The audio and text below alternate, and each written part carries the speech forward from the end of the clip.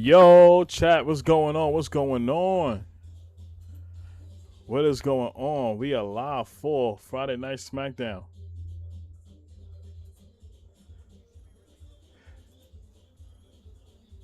One second, y'all.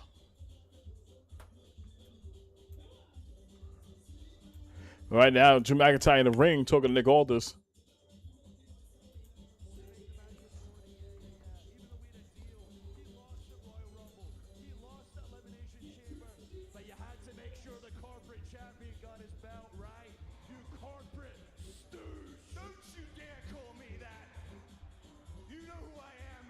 Calling him a corporate stooge. You want to talk about the Rumble? You want to talk about the Chamber? Oh, you mean those two matches where you screwed Cody out of his shot? Real rich for the guy who claims to keep getting screwed. So you listen to me. You did everything you could to prevent Cody from getting a fair shot, and now I understand why. Because the first time he got one, he beat you. Ooh. Okay, Nick Aldis, talk your shit.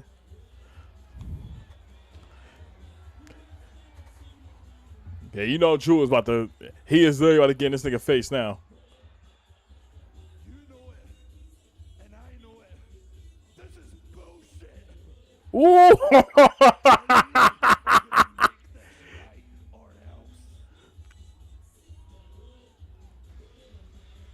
Oh shit! Here comes Jacob Fatu.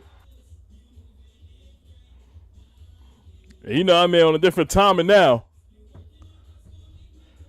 Mr. Crash Out himself about to come out now.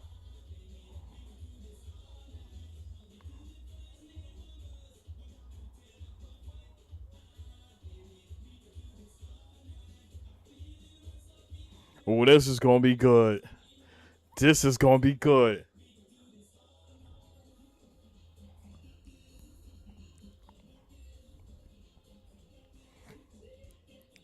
Especially had to happen last week. Lord have mercy. They about to cook up. Alright, let's hear what Jacob had to say now. Woo!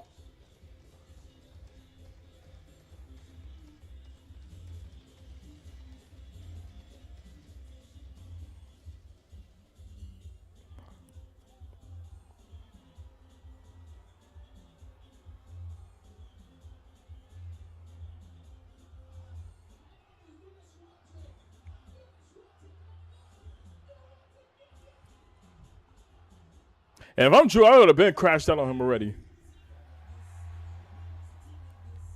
Fix what? Huh, Drew? You wouldn't even be champion if it wasn't for me. That's a fact. So let's state the facts. I fixed the situation last week. So Drew McIntyre is no longer champion. Yeah, this is setting up for WrestleMania. That's all that's happening. It's setting up for WrestleMania. So this isn't about him. This isn't about Cody. Tyra in the building. What up, bro? This isn't about anybody else. So you pointing fingers, you blaming people, blaming the ref, blaming Nick, blaming everybody else. But yourself. But let's keep it 100 with you. I'm the one that screwed your ass.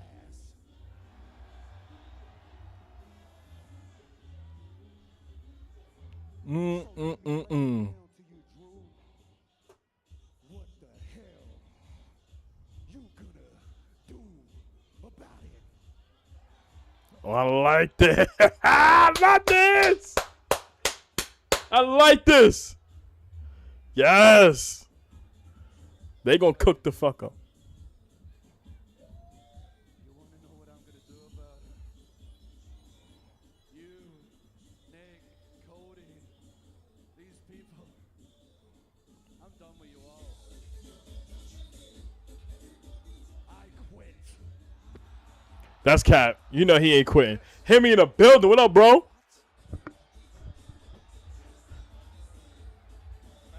Niggas, you gonna sit there and say, I quit. No good and damn well that ain't happening. He just bad because he was on the wrong end of the stick. Every time he tried to get involved in championship matches that it did with. Oh, he did the fuck. He just told the fuck off. I am crying. Tyrus and Chillers spend the whole day with the kids. Trampoline park and all. That's what's up, bro. That's what's up. I know that feeling. That's the family man. You know how we get down, brother. Heavy said, what's up, chilling, bro? You know we chilling for Smackdown, man. But it's a good way to kick it off, yo. Drew is fired up. Drew is fired up. What the hell Charlotte got on? Yeah, and it's still weird to see R-Truth bald.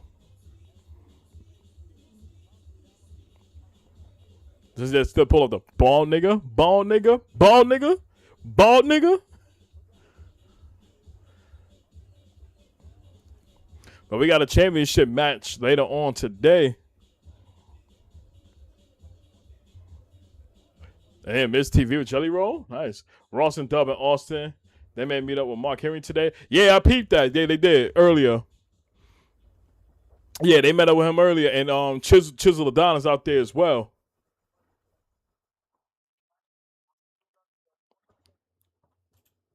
Hold on, y'all. But the job isn't done tonight. They really dragging it with this lamp, though, low key. You and me, we're going to take care of Rowan and take care of Hal. As for this, Tom, I need you to guard this with your life. And remember, without this, the Wyatts do nothing. They really dragging this shit, though, low key. Like, I really want them to drop this whole lamp situation now.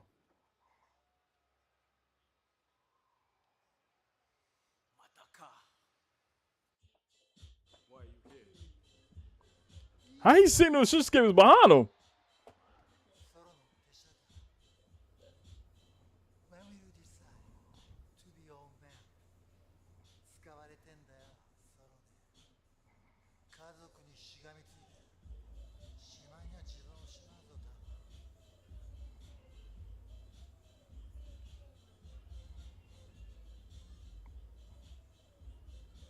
Stay the hell away from my family before you get hurt.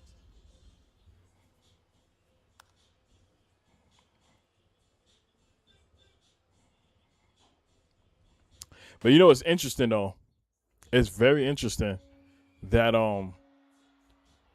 Tama Tonga, with the interactions he having with Shinsuke Nakamura, you know, is going somewhere, and is leading to him potentially breaking away from the MFT. Which, in my opinion, if he do that, I'll be all in for it, because now it's like he kind of built himself up to where he can be on his own and will not get lost in the shuffle. So I love the work they've been doing with Tama Tonga. So I like that, and hopefully we'll see more, and they don't tease us with that. Like, you let it build up, and when the timing is right and something goes wrong with him and Solo, that's where they'll part ways. So I love how that going right there. So I'm looking forward to seeing that, you know, as weeks progresses. So that's what's up. Let me say, that's cool as fuck. I want to meet Mark. Yeah, Mark, cool person. I had a picture with him. This was during WrestleMania 35 week, and me and my nephew took a picture with him. Very cool person, humble person, and he chopped it up with us. Like, it's a blessing. Having said, next time they go, I want to tag along. Me and Ross was at a car meet the other night. He was racing, and Jag SUV, they was moving. Oh, that's what's up. That's what's up. Now I don't know for that one specifically. You have to either get invited or something like that. I don't know, but I had that in mind as well. Like I said, in due time, we all gonna link up. We all gonna link up because I said that was my mission to have, all of us in one room. Myself, Chisel, Ross, and Doug. So we'll see how things turns out. Times I think me and Mark and Book. Yeah, definitely. I saw Booker T as well. Mark is a very cool person too. The hell yeah, that'd be dope. He said I like how they building up Tama and Shinsuke. Yeah, I like that as well. And it's like even Shinsuke, even though we don't really see him compete like that, he still, his face still being like shown on SmackDown. So it's all right. We know what they're doing with this whole situation with him and Tama Tonga. So I would just love to see them connect more. Some people speculated about Tama Tonga going to Raw to help out Finn Balor, which I don't see that happening. Because him and Finn has very good connection with the Bullet Club back in NJPW. But again, I say it's like Tama Tonga's still with the MFT. And in my opinion right now, he's still a heel. Even though he's giving off some babyface that side of him, it still haven't been confirmed. So I feel like the moment he breaks away from MFT is when he'll have his babyface run. And you see him now, he's doing less of the yeah. He's talking more now, and you can take him serious, which we was all looking for that. Because ever since Tom came in the picture, when I think it was 3 years ago, it was like, get this man a mic and let him cut a promo. I guarantee you'll see what he's capable of. So I'm enjoying a lot more, and I want to see him more involved, for months and weeks to come. Henry said Finn is now the face again. I'm hoping he brings out the demon soon. He's bringing him out of WrestleMania. Yes, he's bringing him out of WrestleMania. I feel like, one, we didn't see him. We didn't see the demon Finn Balor in quite some time. And like I felt like for that, it happened on special occasions. Like a WrestleMania, that's when you bring him out. And they're going to build up with him and Dom now that they're feuding with each other now. So I do envision a circumstance where he taps into that demon side of him. He'll probably get jumped like probably once or twice, from leading up to they built up a WrestleMania. And I feel like that last week, like that final week before they go into Mania, the next interaction they have with each other, he'll mention something about his demon character, and then that's when, we'll have that when they have their match.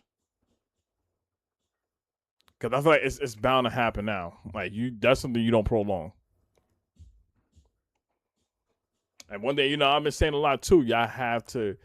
We're talking about WWE and creative. Like they have to continue to keep him relevant.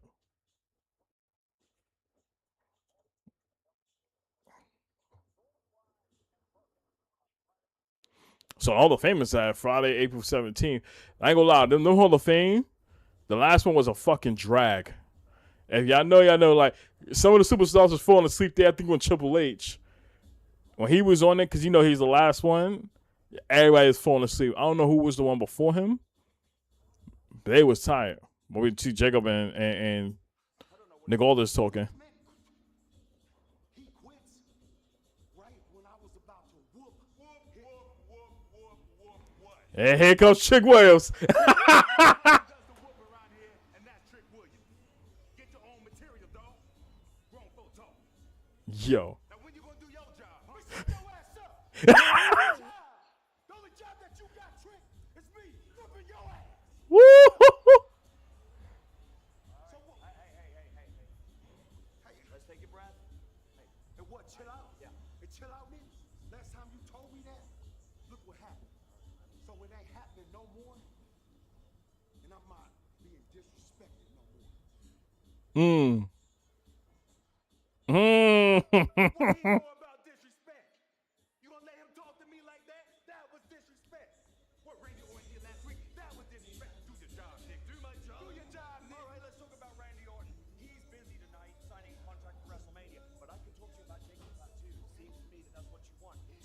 That's what you get.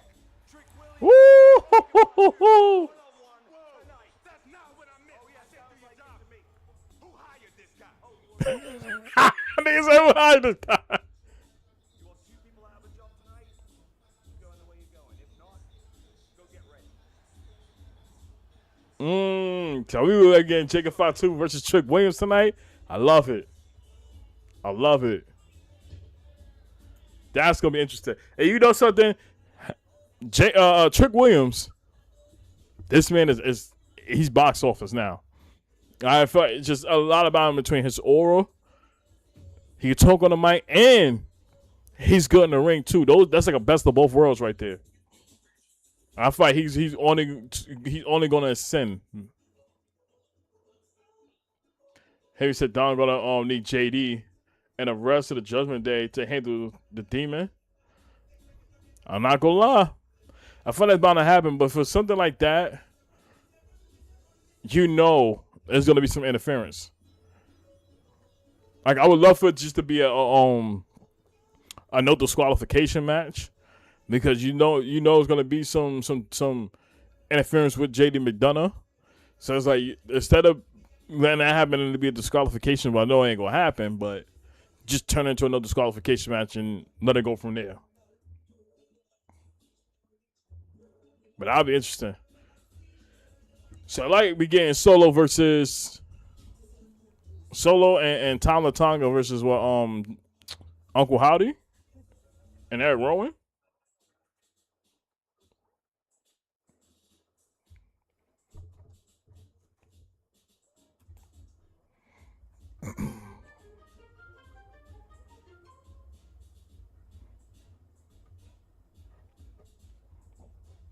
Yeah, but how your day was going? How your day was good and all that.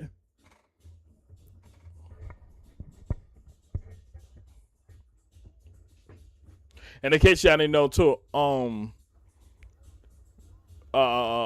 escaped me? R-Truth and Damian Priest, they qualified, by winning the turmoil, and they be facing Solo and Tama Tonga for the tag team championships.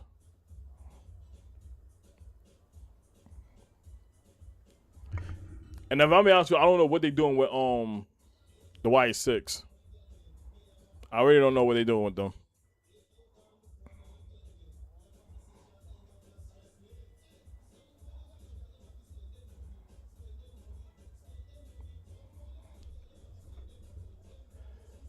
All right, we got our first match of the night. And I'm being honest with you, Nikki Cross being there, just on the side, not doing shit, is still crazy to me. Because let's be real, when the last time she ever had a match? I can't even fucking recall. Because ever since she been with the Y6, we never saw her in no type of matches whatsoever.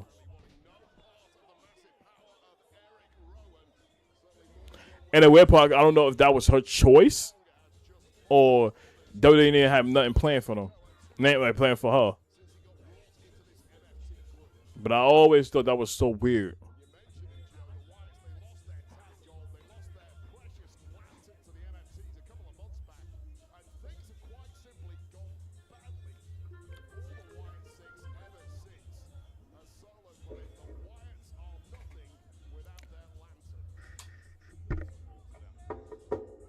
But hopefully SmackDown be good today.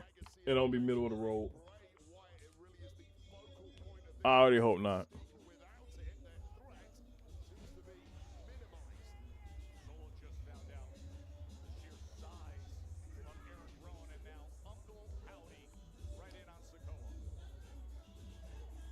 All right. Let me see everything good. Wait. We supposed to get another. I think New York supposed to get another snowstorm. March 17th. What? Oh, you gotta be kidding me. You gotta be fucking kidding me. It's that forecast shows snow in the New York and Jersey area March 17th. I'm about sick of this. I want y'all to understand. We had about 2 big snowstorms this year already, and now we're subject to get another one. Like, what are we doing? What the fuck are we doing?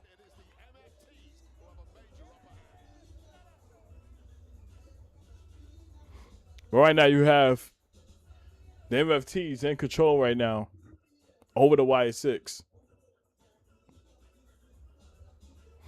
As we go to commercial break. That's crazy.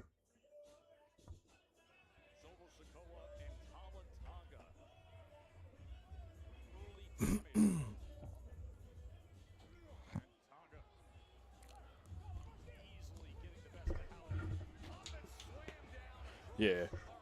But my thing is too,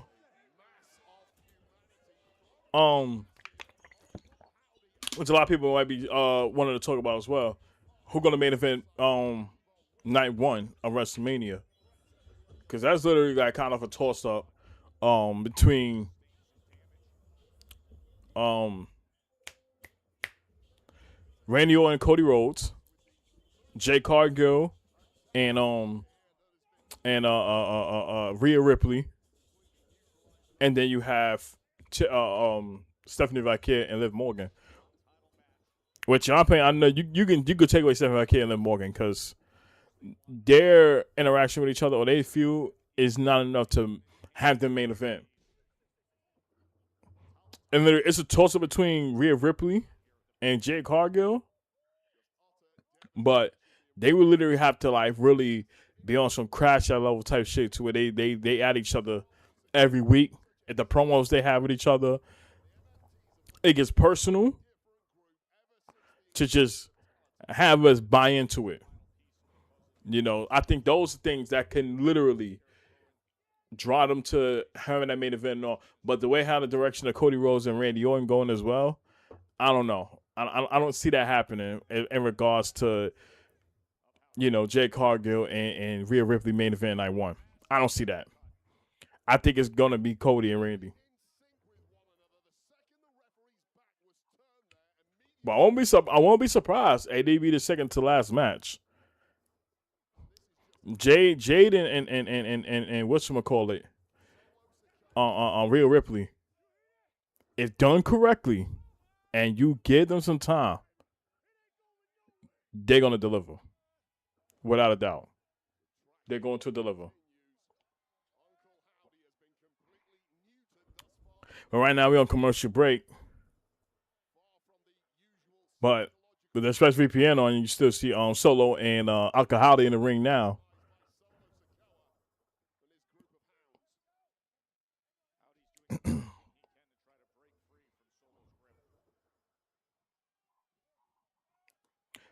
But I'm gonna be honest with the Y6, they gotta really like drift them somewhere else and away from the NFT. Cause I feel like their stock value just went plummeting.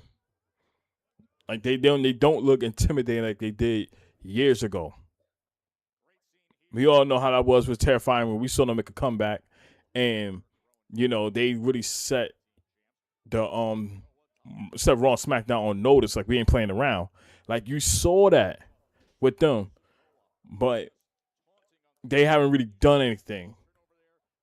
You know what I mean? So that I'm pissed off of because I feel like they could have really did something, you know, with the absence of Bray Wyatt, God rest his soul, but they just couldn't.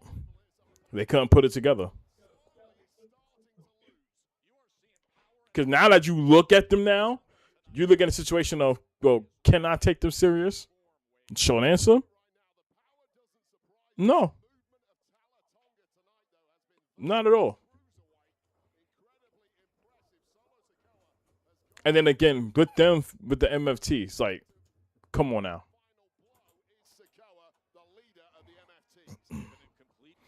Like they need to just like move on from them and find something else different. And sort of looking for Sister Abigail. Coach got countered. And it's a back body drop from Uncle Howdy.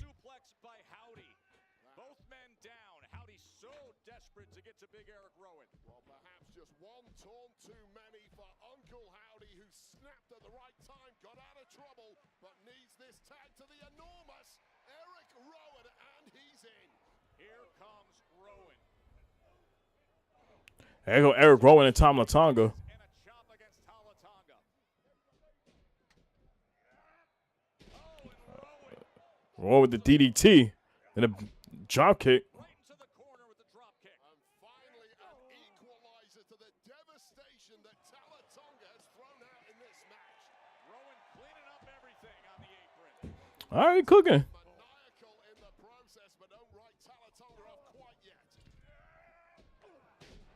Big running elbow as he takes down the nearly I don't know. Eric Rowan, Tonga. Elbow, crossbody, whatever. for his size, he can still go. Tama's in trouble here. He can still go. Rowan hooking the leg to put it away. And Tama survives it. While Tala from utter But this should be interesting, now completely floundering. you know, tonight, That is because effective. Eric that contract signing, tagging in. He was you know, Sammy gonna get involved. opportunity to deliver. He's gonna get involved. Big old human to be picking up. blind tag. I don't know if Eric Rowan saw any of that tag, but he knows about it now. And I only mention that because of the interaction that he had with Cody and Randy last week. Because Cater and Sammy, you know, is you gonna take everything of what Randy said, and it's like, yo, you gotta stop being nice and really tap into that side of you, like, yo, get the job done by any means, which we waiting to see now.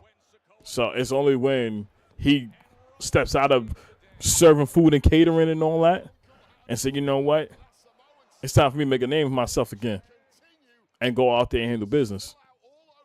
So we got to see if he's going to bring that to the table. Because if he don't, I'm still waiting for my chopped cheese, brother. Still waiting for my chopped cheese. JC Mateo, Gacy, and Loomis as they look to square off here.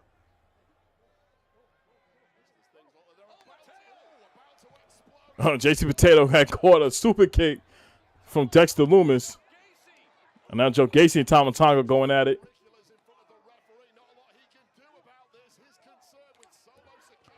Big spike just levels Joe Gacy. And another one on deck. Look at Solo going crazy with Samoan spikes.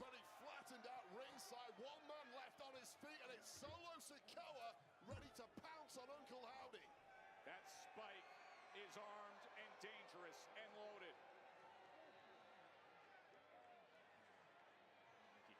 I know you guys are kidding me. So Solo, he had the opportunity right then and there to Samoan spike Uncle Howdy, but takes his eye off the ball because Nikki Cross got the lamp. This is the shit I'm talking about. Handle your business first, and then you proceed to go and do what you got to do. And now look, Uncle Howdy up now. Caught him. Sister Abigail. 1, 2, 3, match done. This I don't understand this. They treat it like it's a fucking urn. Like the urn Undertaker used to carry. They treat it just like that. And then they had got the attack from Tama Tonga.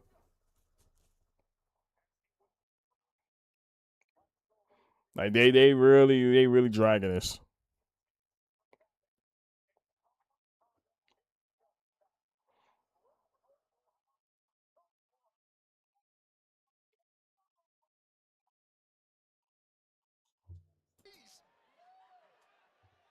Just when Nikki thought she had done everything it takes, the anguish. She's just screaming for nothing. She's just screaming for nothing. Judgment Day looks different.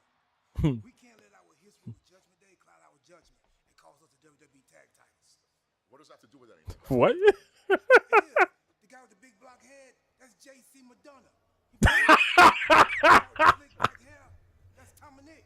Thomas.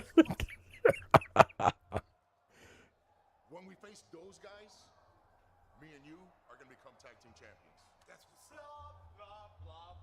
Yo. Everyone knows Dominic. because of us. Because we did the hard lifting. While you were backstage relaxing, doing your hair, we were putting the hard work, Exactly. beating all the tag teams in SmackDown.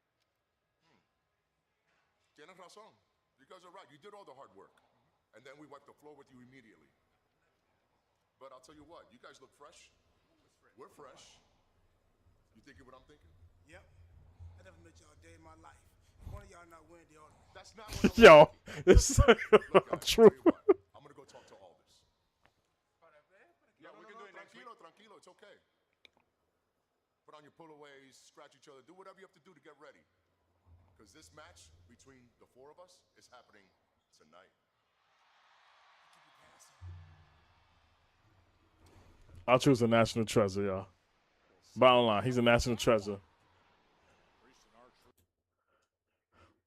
I'm crying, but here comes Jake Harkill.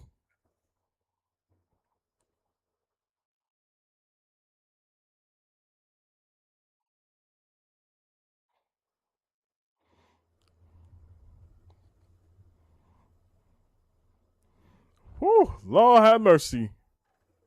Mm-mm-mm.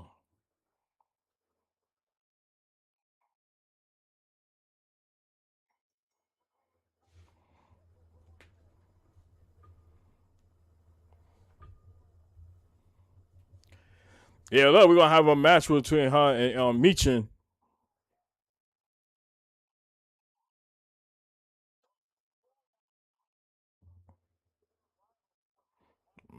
Yep.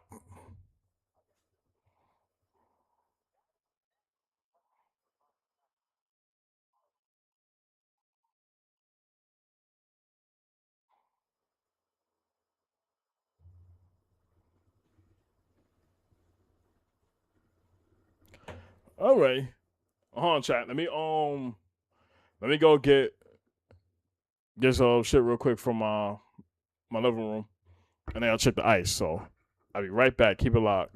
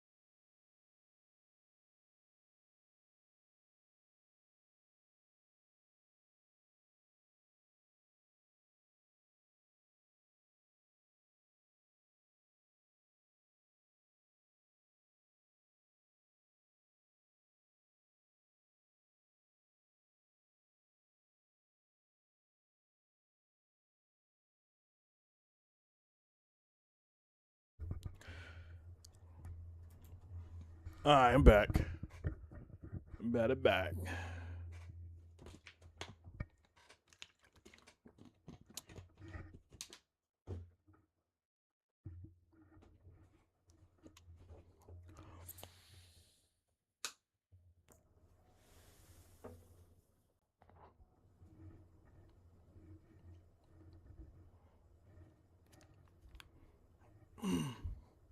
All right.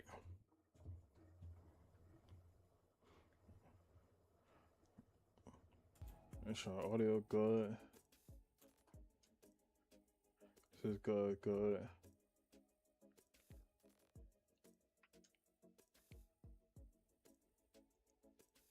All right, we good then.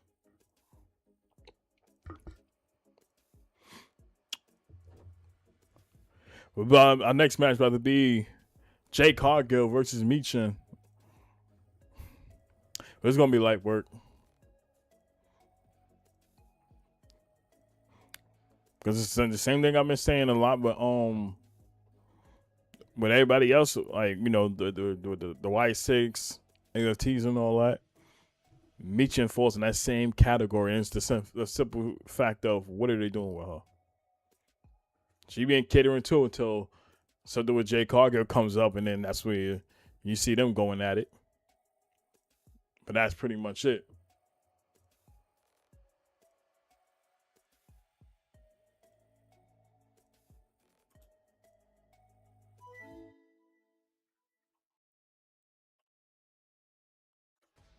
Awesome night here in Phoenix. We're going to have the contract signing with Cody and Randy coming up. And tonight's winners of the Cricket fan seat upgrade. We celebrate the Spears family. Ringside seats and swag courtesy of Cricket. They are all smiles tonight. Smile, Spears family. You're on Cricket. It's a pretty damn good Friday Oh, 13th for the Spears family. like a cricket. Kiana James too. She definitely stepped up. You really think you deserve this title? You can even be Kiana tonight. Let it on me. I have zero issues with shutting you up tonight and proving that Tiffy time has expired. Yeah, I'm looking forward to see what they do with Kiana James.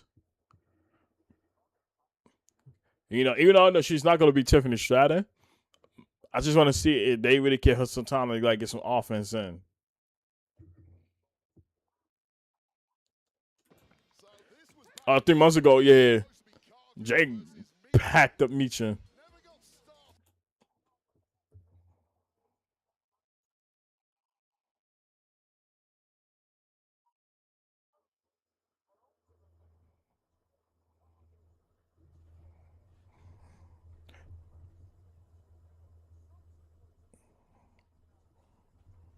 You know what they could have did though, low key. I'm being honest, they could have just turned this into no disqualification or probably a street fight. And like, oh shit. So Michin on Demon Time now, she didn't waste no time whatsoever. Spinning kick. She's wasting no time. No ding, ding, ding on this one. That's a major, major back Man, like I was saying, like, they could have just did a street fight with her career. and, So that intense you know, let her use kendo sticks or whatever the case is to face Jay, because I feel like even on in a one-on-one situation, she's gonna get a little bit off until Jay packs her up. Like we're already seeing that happening. clearly clear with a major score to settle here. But I'll add this, Joe Tess. Cargill, of course, is now locked in, as you mentioned, on that But Michin with a Hurricane Rana down with Elimination Chamber off the top rope. simply at WrestleMania. There is a lot of roadway between now and then. Upsets to a plan can happen, as we saw with McIntyre and Cody last week. Let's say Michin does win here in this non-title. Suicide dive that It is suicide dive from Michin. A victory here for Michin. She can have the argument that in the coming weeks she deserves a championship match against Cargill prior to Mania. And But a big boot from Jay. the storm has just struck. a big pump knee by Jay Cargill. Of course, you mentioned so much time between now and WrestleMania. Yes, we have exciting Which we know in due time set, but this where it is leading to. WrestleMania is intense and it is unpredictable. 5 weeks to go until we are in Las Vegas. And right now, turning things around in a major way has been Jade Cargill, who rode out I was good to see that referee back again. Michin's and suddenly looks good as new. The black woman who Michin right who lost her family members, I think in a car crash, now has not competed in the best part of 3 months. You was just crazy. Like this out. She looks in fantastic physical shape. like I said, I've been praying for her and all that when she revealed it on social media and stuff like that. Continue sending healing energy into her. Jump on her. What did you think of it? Love the mindset. Unfortunately, it's been snuffed out after a couple of minutes here, and I don't know if to the women's WWE champ Cargill to actually get a victory here. But Oh, what a counter from Michin. tell you that this woman is a menace, and she's looking to go places in a hurry now. Ooh, what a kick from her. So they're like giving her like some offense now, which is cool because we thought they could potentially turn into a squash match. Uh-oh, what a side slam from Jade Cargill.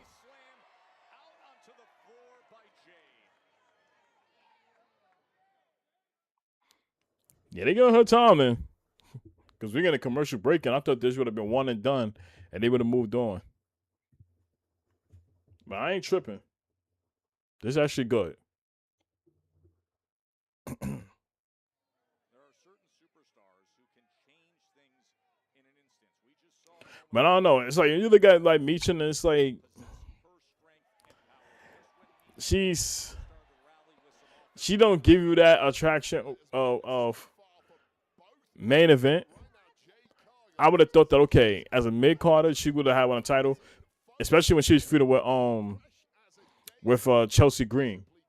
I was wholeheartedly like pushing for her to win the title as well. Because there's some moments they could have did something with Michin, but they kind of also dropped the ball with her. And the point of Jade Cargill injuring Michin on the holiday tour that we mentioned earlier. And I kind of feel the same thing with B-Fab. They just pretty much there is just whoever that top woman is she a heel, and they come across each other, you know, of course they're going to interact and it's going to lead to a match. I think that's what we get off of with Michin and B-Fab. Well, this now continues to be the message to the rest of the locker room. Stay out of my way, especially now I'm on the road to WrestleMania. Wolf in the building. What's up? Yeah, I see. What you get for catering, bro? I'm still waiting for Sami Zayn to give me my goddamn chopped cheese. I asked for my bacon, egg, and cheese. I'm still waiting. Now that's extra order that you have to worry about. What we ordering, chat?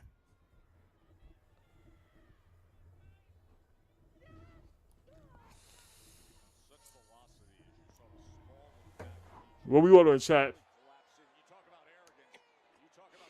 Yeah, they definitely buried Michin and B-Fab. Definitely. And I feel like what they could have done, like I said, what they could have done with Michin when she was feuding with Chelsea Green, she could have won that Women's United States Championship. I feel like if that would have happened, everybody would have been okay with. Everybody would have been okay with. Because like you could tell a story with that. And I like I said, I was like literally pushing for both Chelsea Green and Michin to win that title. They just fell flat with her, and she never recovered since then. That dumpster match she had with Chelsea Green, that should have built up Michin right there to at least have a push. I'm waiting for Michin getting my food from last year. Shit. I don't know if that took it so long. That was the worst right there. Actually, you got to add her to the mix. B-Fab, Cater and Sammy, and A New Day. They upset me right now. They ain't doing their damn job. I'm not gonna bring up Finn Balor because we thought okay after that loss Finn took to CM Punk, and he lost the title. We like all right. I mean, about to go in catering too, about to cook up. But he pulled himself out of there. So we good. We good, fam. We good. Jay Cargill looking for the jaded. But Michin was able to counter it.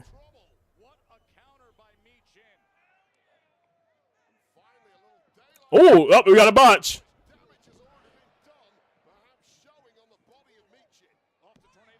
Yep, and last week. I'm like, what they waiting for?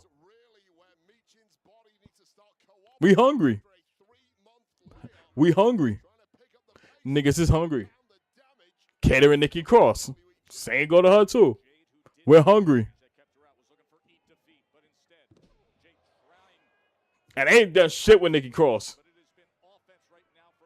Like I said earlier, with Nikki Cross, ever since she aligned herself with the Y6, we never saw her in another match in that women's division. Cause when was the last time we saw Nikki Cross compete? Now it could have been a situation she could have compete on main event, but again, I don't watch that. So, off my knowledge, it had to be probably what, almost a year that she competed. Oh! Misha looking for a senton, but Jay got out of the way.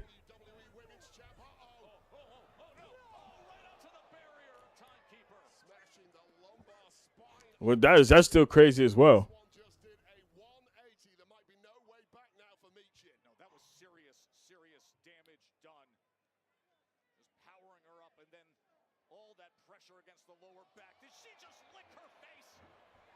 Wait.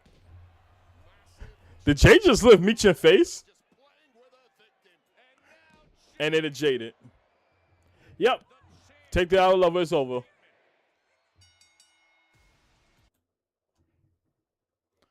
I'm crying. Did she really lick Micha in face? I gotta go back.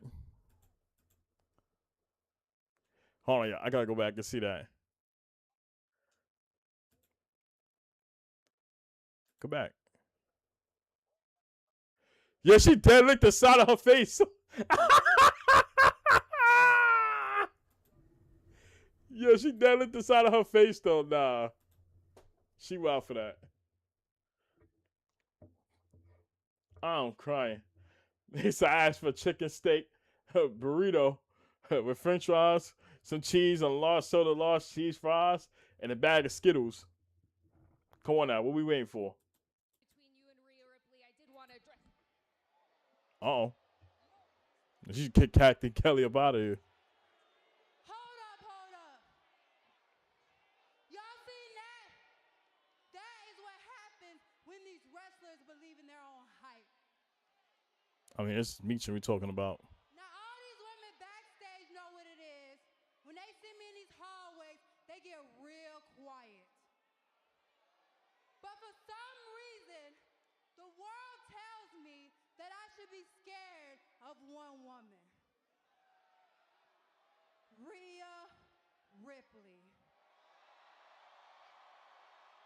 And for some reason, I keep thinking scared of what? For what? Who? I'm me. And what am I afraid of? I don't see a challenger. I don't see a threat. And I ain't never been afraid of nothing my whole damn life. And I damn ain't starting today. Talk your shit, Jay.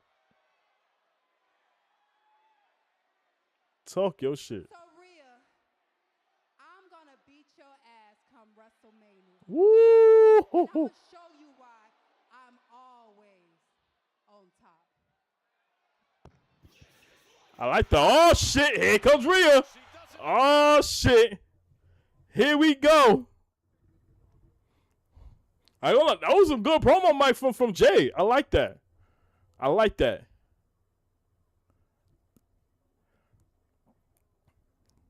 And this is what I'm talking about. I like this interaction right here.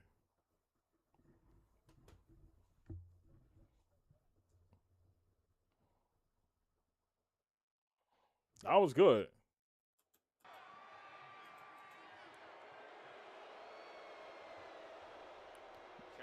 Yep, and Jake just got up out of there.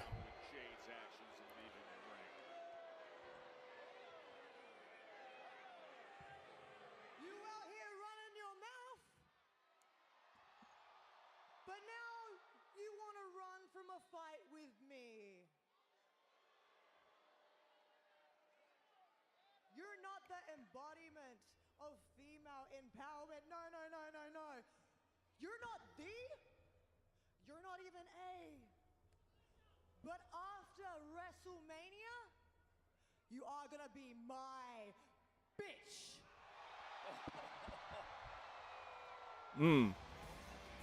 Okay.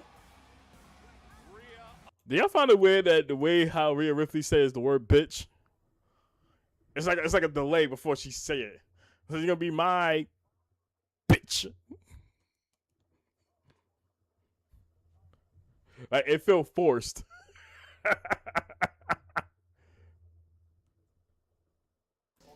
let me know if you get hold of him as well. All right. Yeah. Okay. Thank you. Nick, what is going on with Oh, here come Raheem. Honestly, I don't know. It's Drew. But look, I have to take it seriously. But as far as you're concerned, I just want you to focus on this contract. Okay? I looked at it, it's all in order. All right. Thank you. See you out there. Thank you. Cater and Sammy here. Listen, y'all. Cody, listen, I don't want this to turn into a thing again. Honest to God, I just came over to say congratulations. Oh my God. You did it, man. You said you were going to do it, and you did. You're walking into WrestleMania as WWE champion. So congratulations, and I'm rooting for you at Mania for whatever it's worth. Okay? Okay, I don't want to make it a thing either. But I know you said the exact same thing to Randy Orton. Sammy, what are we doing? We keep crossing paths. Let's just get to the root of this. If you're looking for a title shot on the backside of WrestleMania from Randy, I'm sure you have it. For me, I haven't even wrestled Randy yet. So sorry if I'm being short with you, but if anybody deserves a title match, it's you. We could walk into Nick's office right now and get you that. You're Sami Zayn. Is that what this is about? You want a title shot?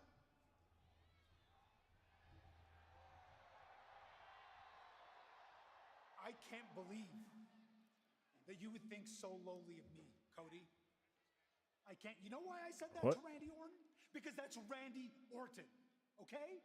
Randy Orton is one of one. He's a 14-time WWE champion. There'll never be anyone like Randy Orton in the history of this business ever again. I look up to Randy Orton, Cody. I don't look up to you. Oh. Oh.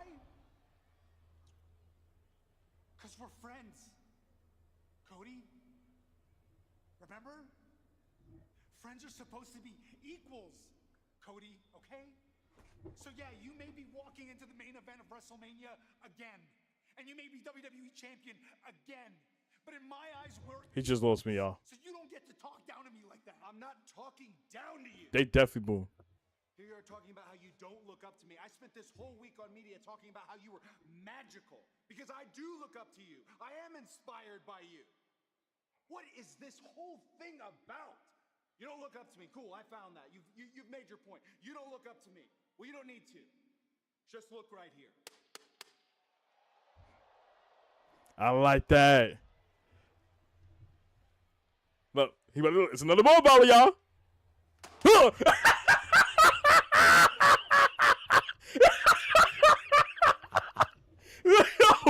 every fucking time. Yo. This chasing the world title, Sammy. You Hail Aleister Black. this may be not meant for you.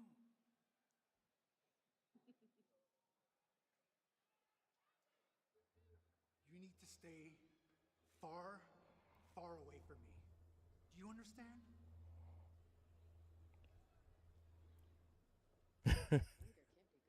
Yeah, that was hilarious, yo. Then what about this to you? But here's yet again, y'all. I want you to understand. You thought that he was getting somewhere with that. He said, I didn't look at like I don't look up to you, Cody. And I don't look up to you because we're friends.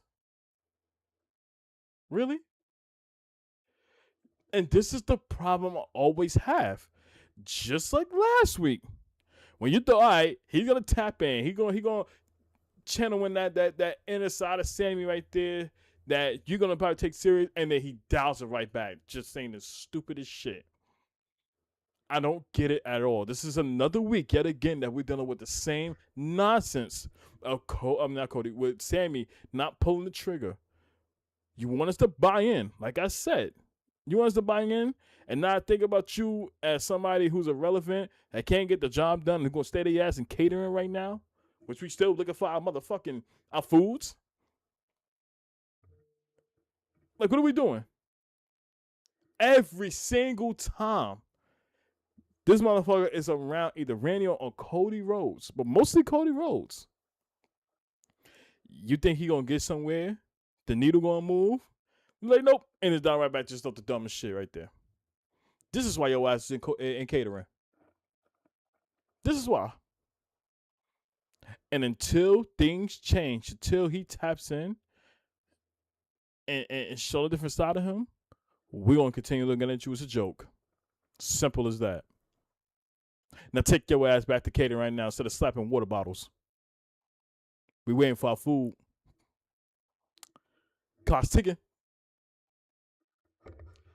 Put your orders in chat. That just upset me. Again. Tyron said they give me light and me survives. That's a fact, bro. But this just continue to piss me off. All the freaking time, it just upsets me. And I know they probably gonna save this until WrestleMania, and it'd be a situation where he might screw Cody over and radio and win his 15th world title.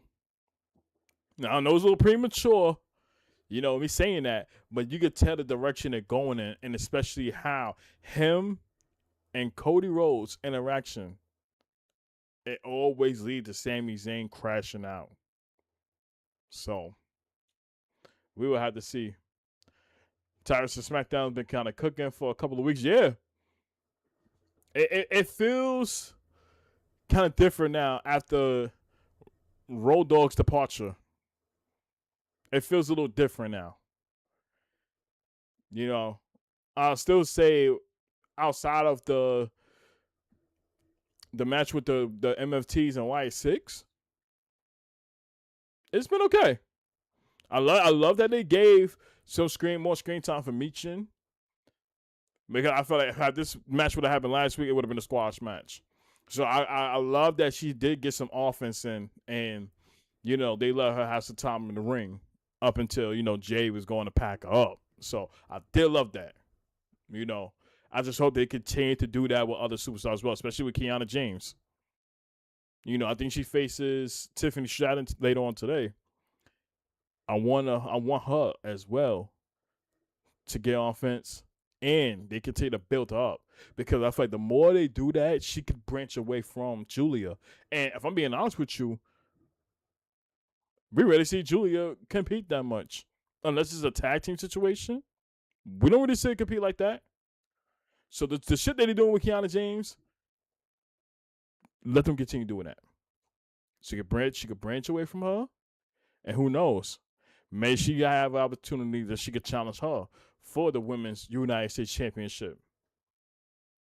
This is your moment right here to start building up the women's division. Now that some of your top stars are injured right now, this is your main opportunity to build them up. Well, but look at the catering sisters, Big Fab and Misha. Honestly, great match. I loved your business side. I really did. Counter Showdown Limited shit, exactly. Congrats. And that right there explains a lot. And she did it in the Royal Rumble. Jade wouldn't have taken me out with my shoulder. They slowly building Julia, to be honest. Yeah, I started to see that a little bit. Okay. Look, Rhea, thanks. Honestly. She just needs a second. Come on, Meechin. Let's go somewhere else and talk. Yep, back to catering. Get your chat on.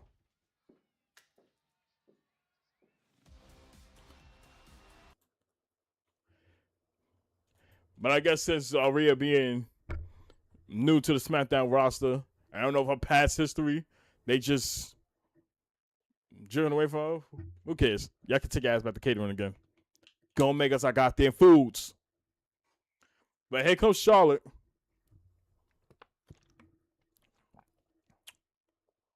Says she only have one title. And that right there is the major issue. You are a champion. There is no reason whatsoever you only have one title defense. And again, this falls on creative again. Every title that's on that roster, I don't give a damn if it's Raw or SmackDown, outside of the top titles, need to be defended on the show. I'm not saying all the time, but then again, you could do an open challenge, and that would be fine. But the fact that y'all rarely see it happen, and it's not like you get defended that much on a PLE, because it don't. If it ain't the men's top titles or the women's one, guess what? We ain't seeing that shit. So this is why I'm saying things have to change and it has to be better. Your titles has to mean something. Because you literally see Julia just had a title, but she's with Kiana James competing for the women's tag team championships. It feels irrelevant. It's the same way with Chelsea Green. Because Chelsea Green, it'd be rare occasions where she would defend her title. She'll compete, but never put the title on the line. They have to do that. Because for all intents and purposes, if they don't do that and this continues on, it's gonna come no matter time where they just gonna pretty much everybody gonna just agree on get rid of the title as a whole. Because it's just sitting there collecting dust. This is a 3-hour show. You gotta do something with that. You gotta do something with that.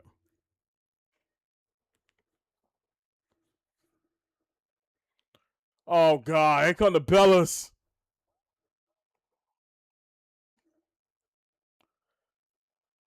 But I ain't gonna lie. Nikki Bella. I'll leave it at that.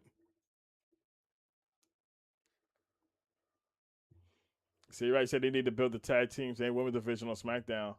I'm over the Bellas. Yeah. I feel like they've been shoving the Bellas down our throats again. Like, in 2026, do we really want to see Brie Bella and Nigga Bella that much? What's that, Adrian? Can you repeat what you said? I got ads. Oh, bad, bro. So, I was pretty much saying that. Oh yeah, fuck what the Bellas have to say. Irrelevant. Yeah. So basically, I was saying that they need to build up the women's division on SmackDown. I said that Julia needs to defend her title a lot more. Because you only have a one title defense since you won it from Chelsea Green. What are they doing?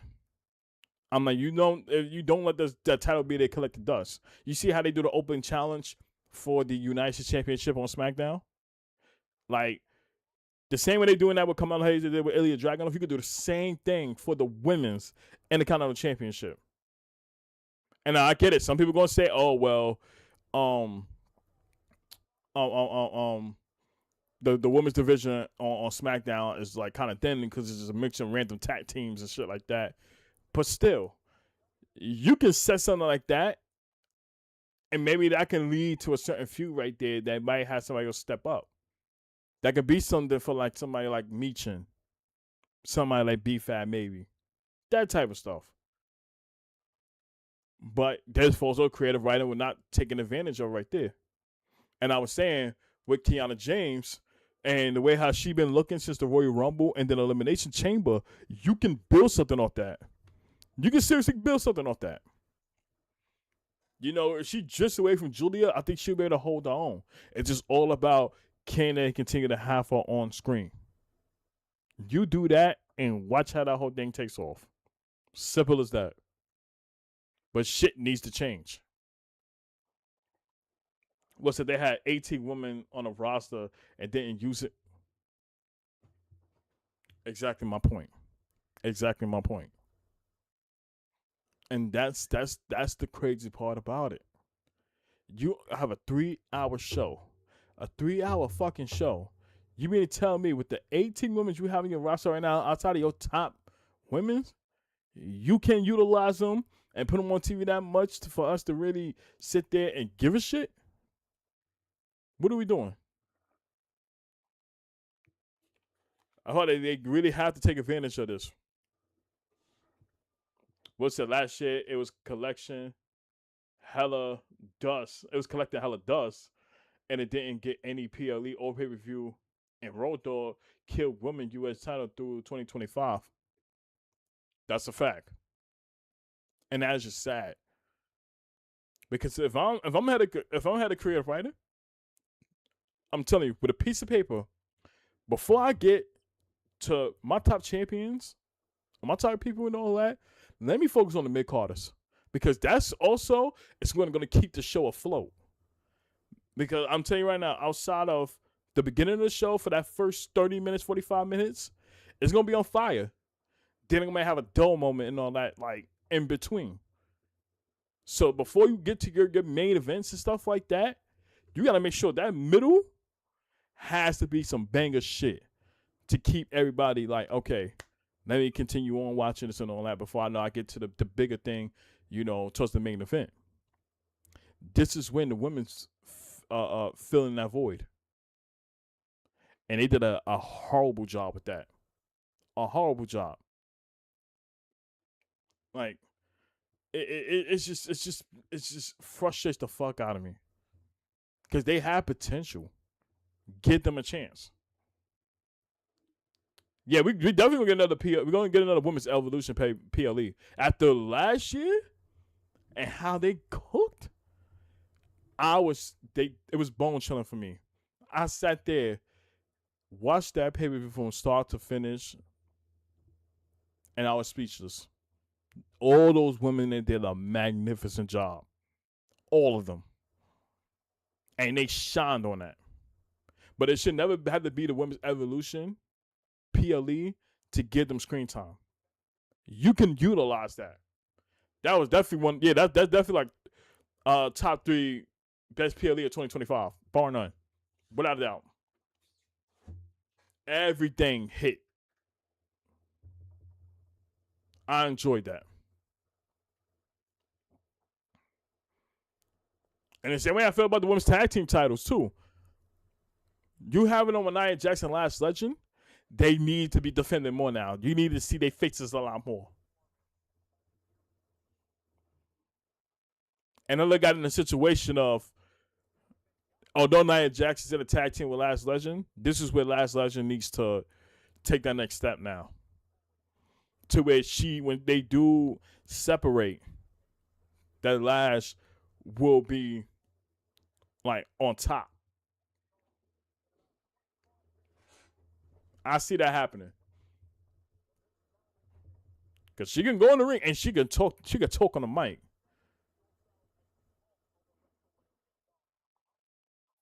But I look at a situation and now they in the tag team. I want Last Legend to really branch out. And nothing against Nia Jax. I love Nia Jax. Hell of a good wrestler, but I felt like Nia Jax is right there to just kind of aid her on. And like, take that next step right there. You got the titles right now, like, here you go. Prove to everybody that you can be a world champion.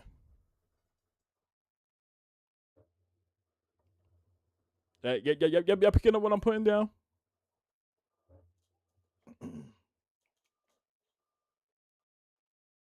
Well said, when Julia defeated Zelina, she was stuck in backstage and stuck in catering, missed 2 nights of SummerSlam. That too. Which also was annoying. Because Zelina Vega, when she won the Women's United States Championship, they ain't do jack shit with her. It was rare cases where she defended it.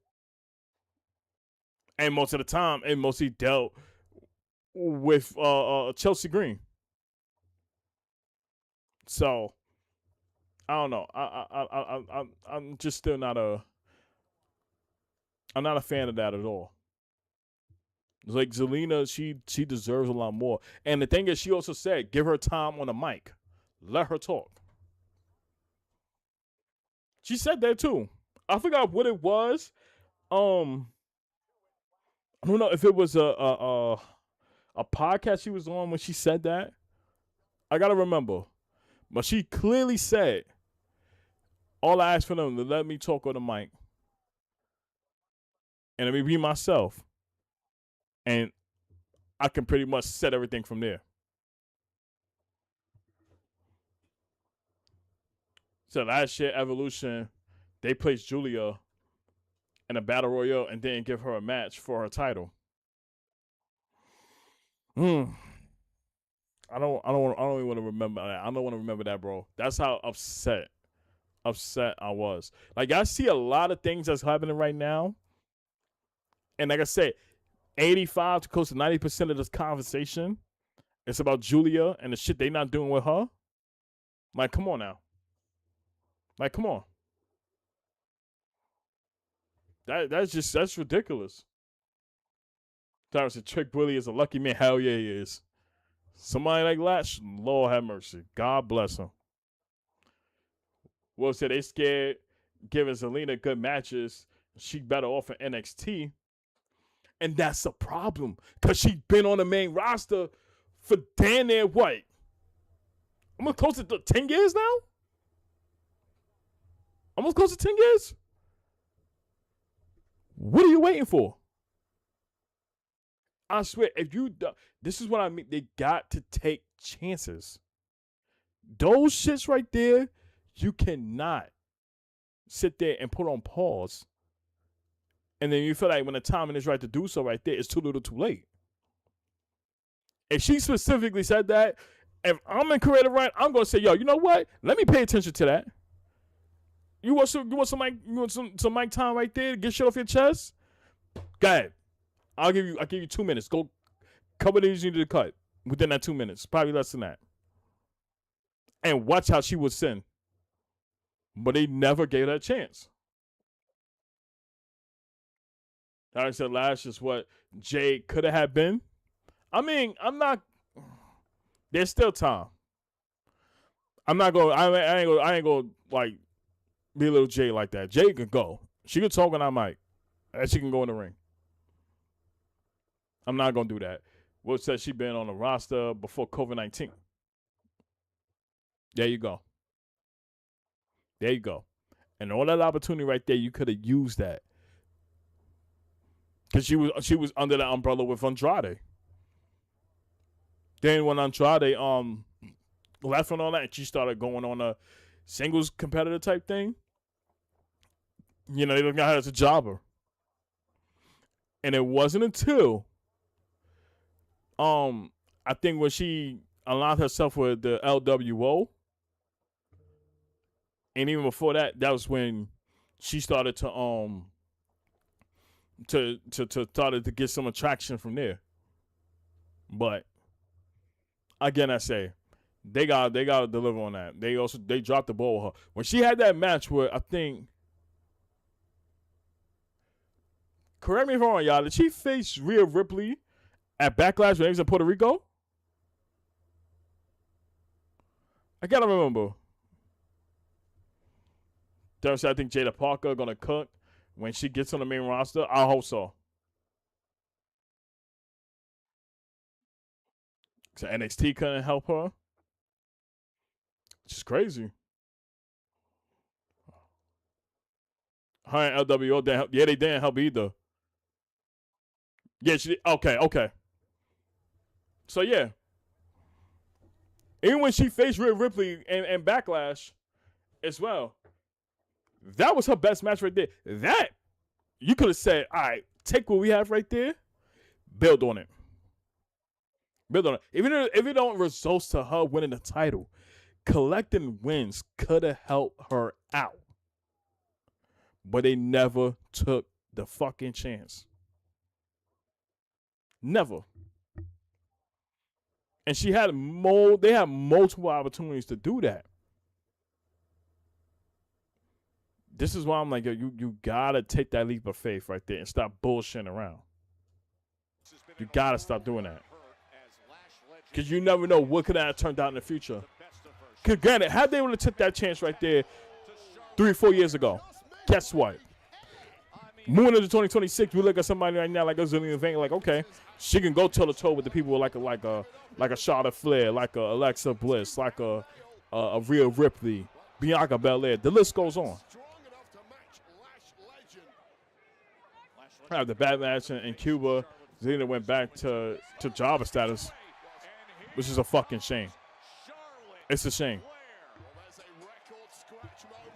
I'm still like, I've never been a fan of that too.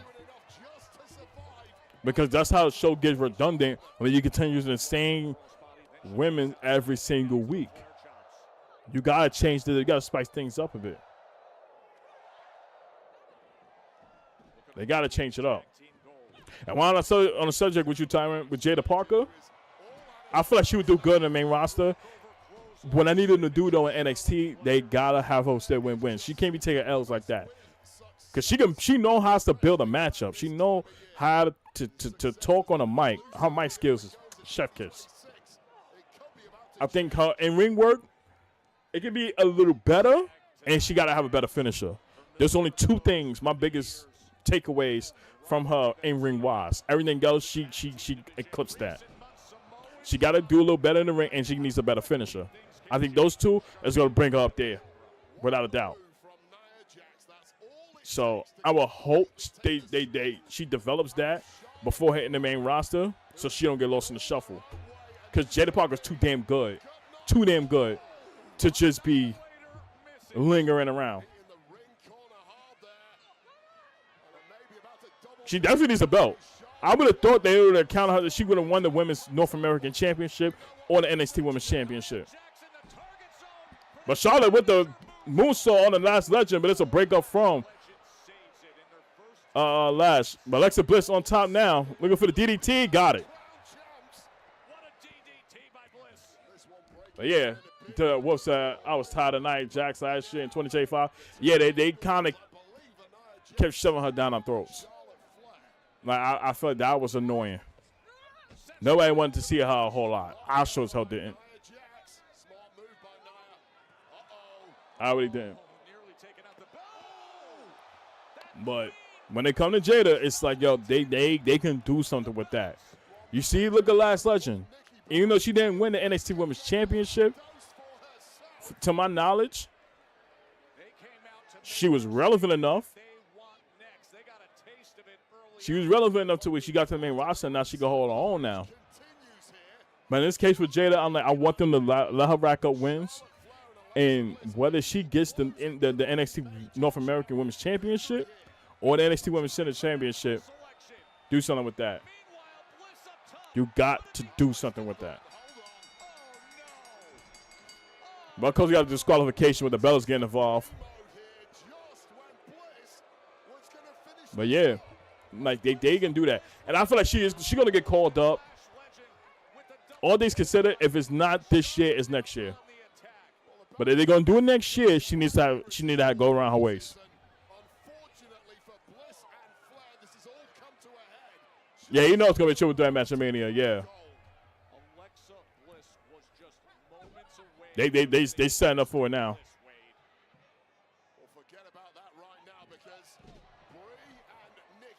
But I'm really, really pushing for them to do something with them because the SmackDown roster really needs it. Raw, it's okay, but it also could be better as well. They could be better with that. I'm done with the Bella's in it too. Oh my God! They just flattened Nikki Bella. Yo, she was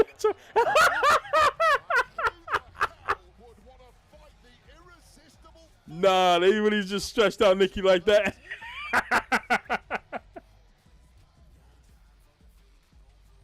Yeah, she dead. Put an X up. Hey, put an X up for Nikki, y'all.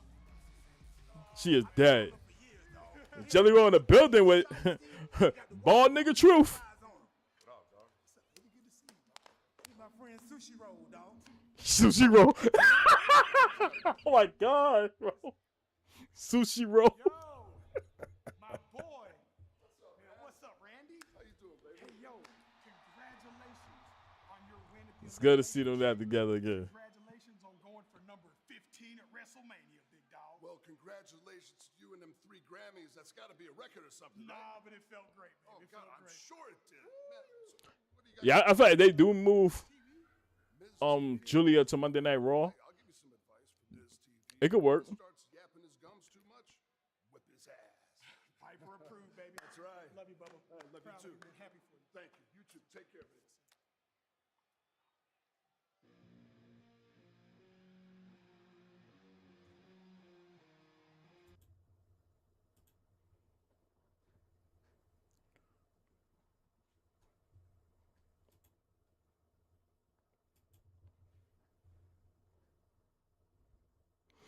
You said they could bring Ivy now on SmackDown. You know, that don't sound bad either. It don't sound bad either. Like Ivy now on SmackDown would be a fresh start from her. You know, as long as they just continue to give him more screen time, that can work. That can work. Cause she had a solid match last week. Well, this past Monday Night Raw, she had a very solid match. So that trade between her and Julia may be a breath of fresh air.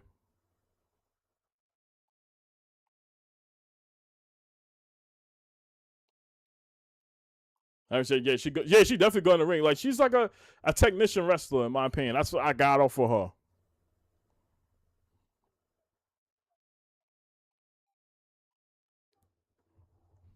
Ain't gonna ball truth.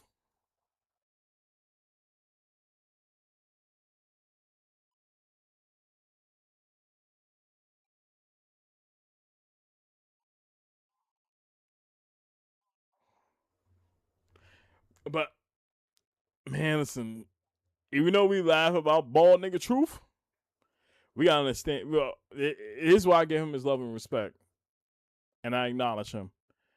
This man is in his what, early 50s or mid 50s, and still can go. Like that still shocks me with that. Still shocks me with that.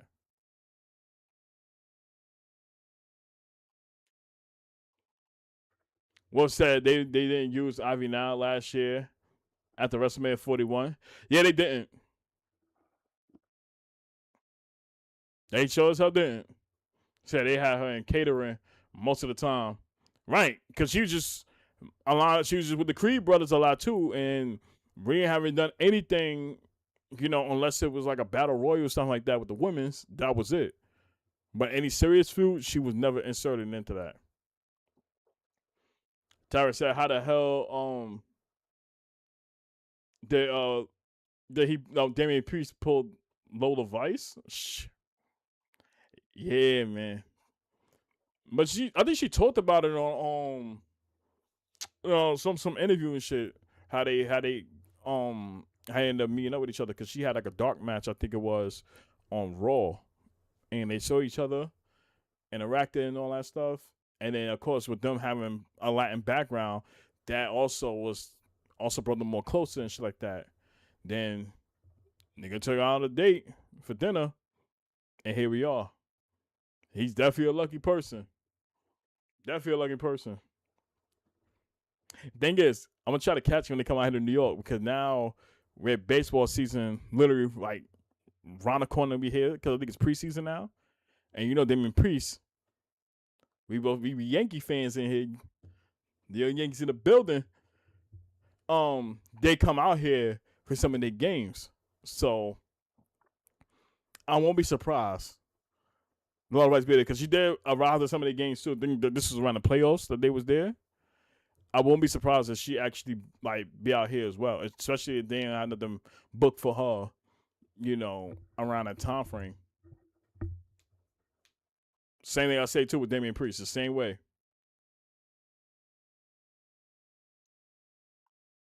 He said, wasn't he with Kaden Carter as well? Nah, they was friends. But the way how they were so close with each other made it seem like, okay, like are they really dating low key? Like it gave off that type of energy, but no. They very cool people.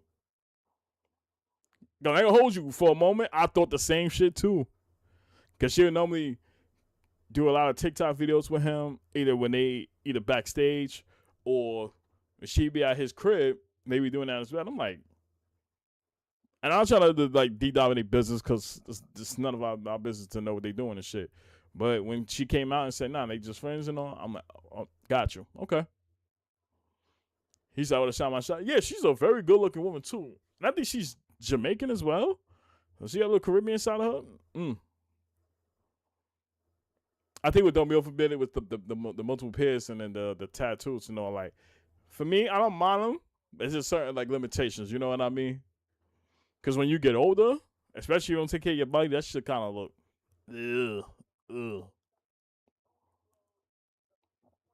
So, I think that's kind of what like drift me away from her and shit like that. But she got a beautiful face. Yeah, her eyes, yo. Mm. Her eyes, man. Chat. Her eyes. Ooh. Let me stop. Look, I get it. Seeing your sister get kicked in the face sucks, but we had that match won until you interfered. And sticking your noses where they don't belong cost us the tag team titles. You know, listen up, Charlotte. Nia and Lash came at us. Do you think we were just gonna sit there and do nothing? Besides, Nikki and I came back to fight for the tag titles. And thank you to Aldist, we're up next. Yep, like I said, y'all. Like we talked about, it's a triple that tag team. Said Kaden is bad. Yeah, she's definitely bad. I'll give it to her. But so I would have let Ivy fold me like a laundry clothes, even though she's married. Man, bruh, I'm gonna need you. Pump your brakes a bit. I don't know. I mean, Ivy now she's alright. She's got a big ass forehead. Respectfully, she's got a big ass forehead. But she's alright. Ain't underrated. You know, one person that look good though too that it flew under the radar. Zoe Starks. Tablet forehead.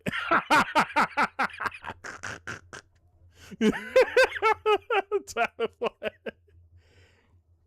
But nah, low key though, Zoe Starks is she fire. Man, she actually dressed up and fixed up. I know she married as well. Yeah, I know she married. I'm just saying overall, like she really like those dress on shit like that and straighten up. Lord have mercy. Shit, I heard the same way Jordan Grace. Same way, gorgeous. And outside of her, you know, her muscular size, and man, I don't give a fuck about that. Like, I saw without makeup and all that. Chef kiss. So fucking good. Like, that guy that Jordan Grace married to, yo, he's one lucky dude. I give him credit. He's one lucky dude.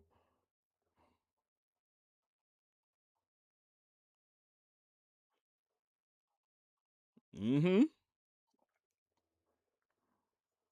Right. So he's supposed to know how to wrestle and have a banger theme song. Exactly. Oh, that's the best of both worlds right there. Her personality is exactly. Yup. Y'all hitting all cylinders. That's a fact. Y'all hitting on all cylinders.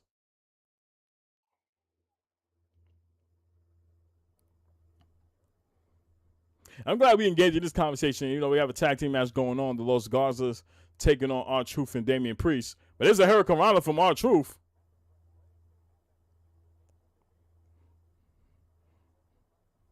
SmackDown been okay so far. It's been okay.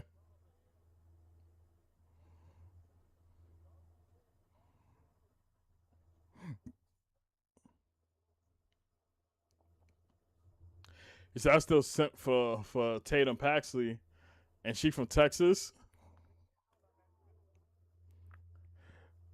That's crazy. Shot girl.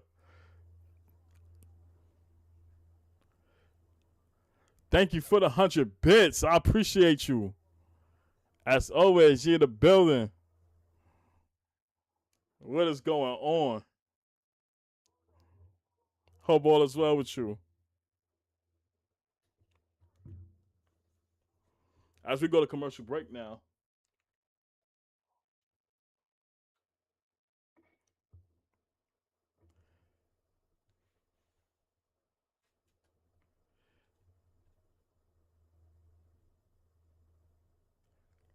So ads incoming, less than 10 minutes.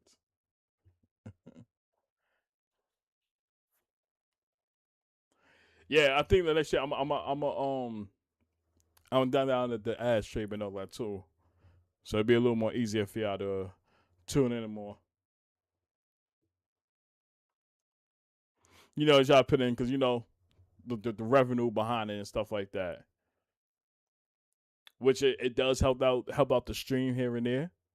So You know, if y'all choose to stick around for that, I appreciate y'all. But you know, I'll find some ways to like maneuver it around and make it convenient. So like I said, everything is fine. Just taking my 10-minute break. That's what's up. I hope work is going well with you and stuff like that.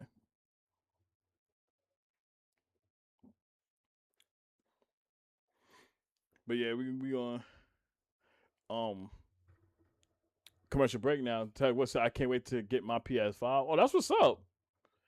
Yeah. When you do that, I do want to play WWE 2K26 with my community as well. Like that's one of my biggest things I wanted to do. So yeah, if y'all down with it, if you got WWE for PS5 and shit like that, we could definitely run it. I am here for it.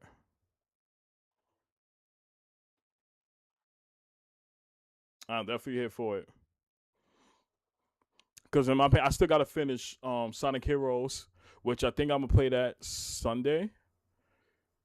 Because we got 2 more stories to finish. Team Chaotix, Team Rose, and there's the last one. So I gotta finish that. I do want to play more WWE 2K26. I'm having a lot of fun with that. I'm having a lot of fun with that. I do want to check out the island, see how good that is, and then also with Maraz.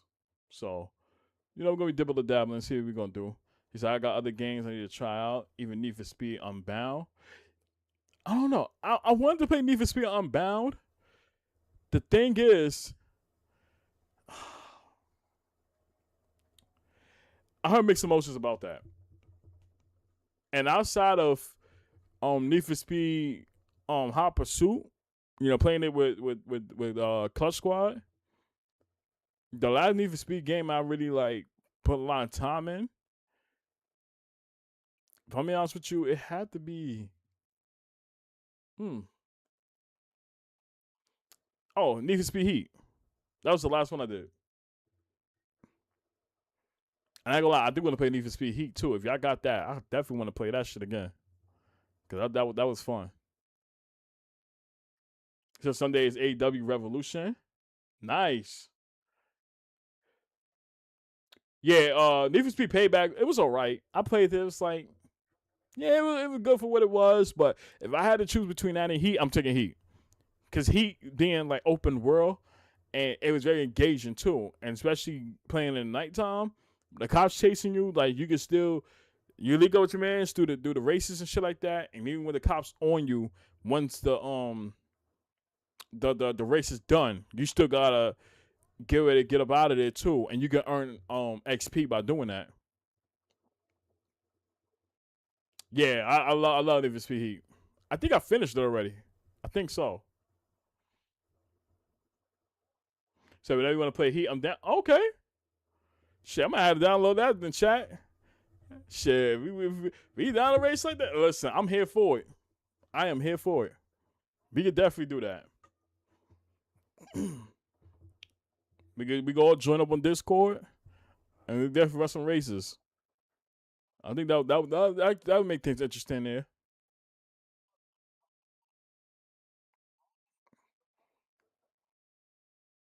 So I platinum Heat. It took me 2 weeks to do everything. Shit, low-key, you might be a sweat on there, bro.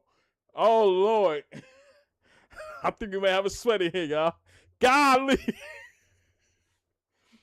I gotta think, what the hell is my fastest cars? I gotta check my collection. I got some banger shit, but it may not be on the level that yours on right now. If you tell me you platinum game already right now, I'll tell you right now, you got some banger cars in your collection. And I'm premature when I said it. I'm gonna get smoked. So low key, we might want me to I might have to tap into that game again and make some adjustments to see what I can do. It was a money glitch? What?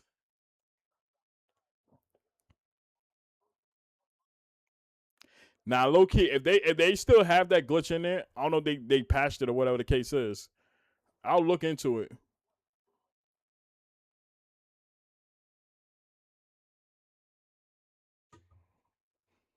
I know it's kind of considered cheating, but who gives a shit?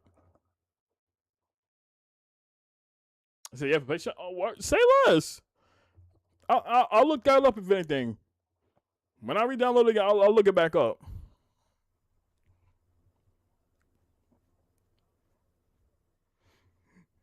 Yeah, if you do come across it, send it to me on Discord.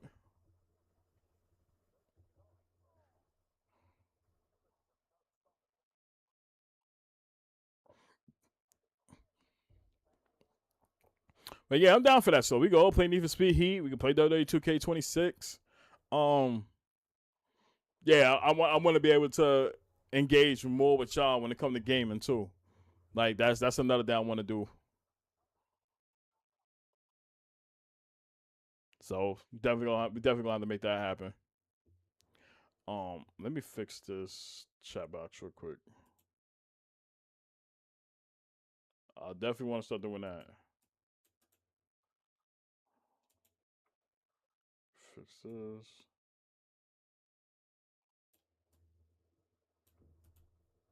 There we go.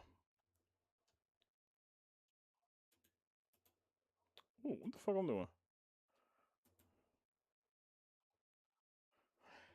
What's that? I forgot ITC Discord is behind paywall. Wait, what?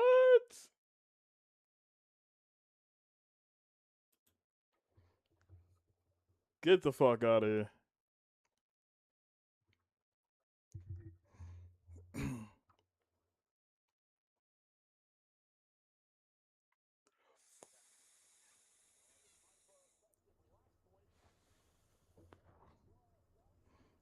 Cause I pitched the idea. I said, yo, if we do gaming,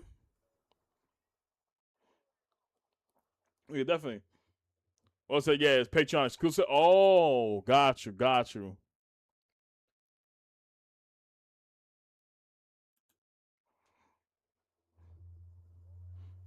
Aren't you picked up the win? And they playing his old thing too.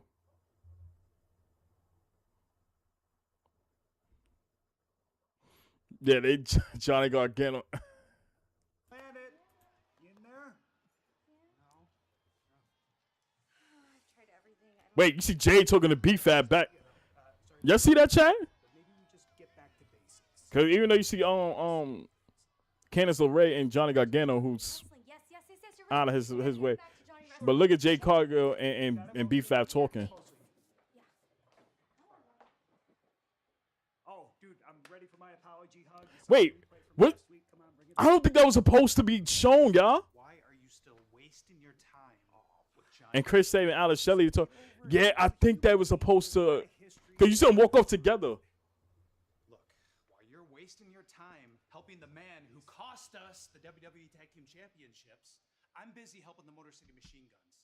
I got us a match, okay? Next week, okay? And guess who with? Who? Fraxium. Just heard it from Nick Aldis right now. I don't know. I think Motor City Machine Guns too. They have frictions as well. They might split up low key. Machine Guns or what? Dude, what do you think? But that was weird. Cause the way y'all just saw B-Fat and Jay Cargill talking to each other, and then they woke up together. Yeah. They might have something playing with that. All right, go Dan Hawson. You can wear his best-selling new T-shirt on Miss TV tonight with Jelly Jam. Jelly Jam. Yes, doesn't everyone? No, not everyone gets their own T-shirt the first week they're in WWE. I got mine on my first day. Anyways, tonight we could do good night housing with Danhausen. No. I'll get my own celebrities. No. I'll get my own desk. No. Yep, he about to get cursed, y'all. First of all, I can replace Miss TV. No! Oh, Another ass again? well, really? Yeah, I'm gonna have to shift that up again. Really? You remember what I said last week? What? That you're Yeah, gonna? curse. Silence!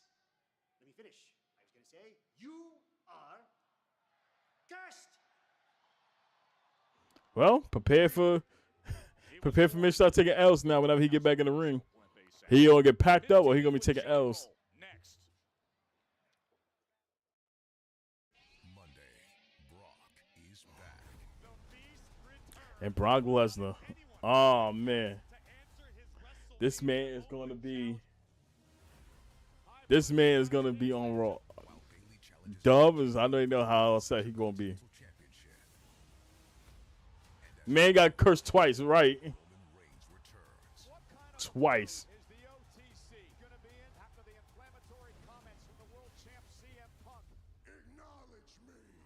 Raw, Monday, 8 Eastern, 5 Pacific, only on Netflix.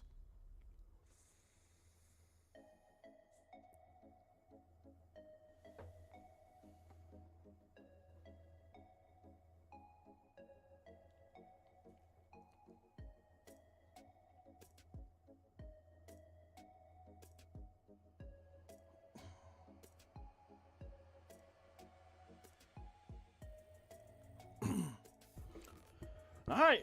Well, we about to get Miss TV with Jelly Roll. I wonder how they're gonna turn out, because for you to do that, Jelly Roll might have a match low key at Mania. He might have a match.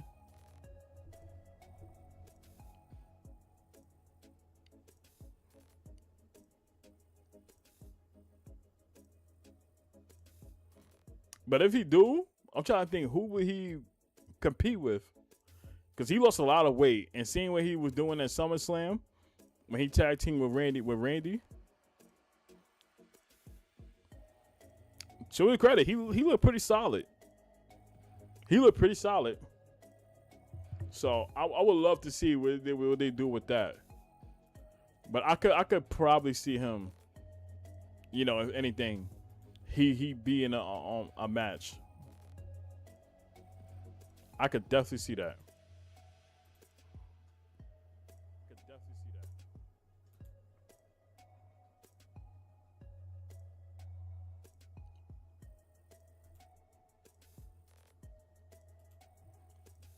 But it could be a situation where he do face the Miz at WrestleMania, depending on how Miz TV goes. And you do have an interaction, low key. I think Jelly Roll may fight Miz at Mania. Cause he's just been a jobber lately.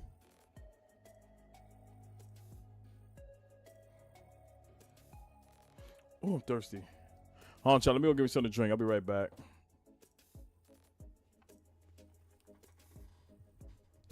What's the clock?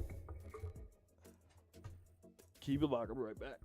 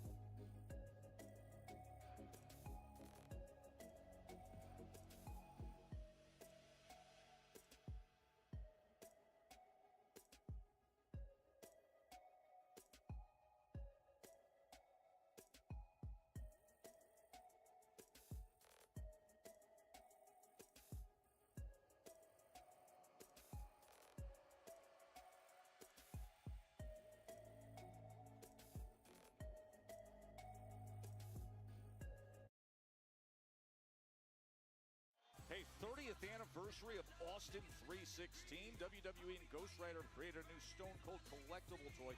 Fewer than 100 are being sold. Scan the QR code on your screen and place your bids for that. 30 years. It is time for Miz TV.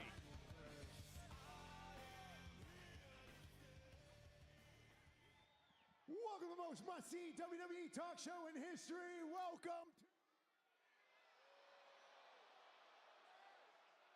Best mic ever. Thank you, whoever did that. What happened to his mic? That's odd. I get it's been a while, but welcome to the most must-see WWE talk show in history. Welcome to Miz TV. My guest tonight is fresh off of being inducted into the Grand Ole Opry. He is a 3-time Grammy winner. Ladies and gentlemen, get up out of your seats for Jelly Roll!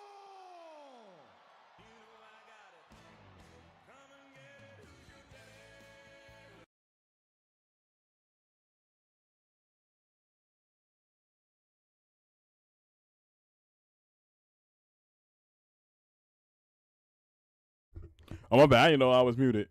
You said Miz had a mic botch?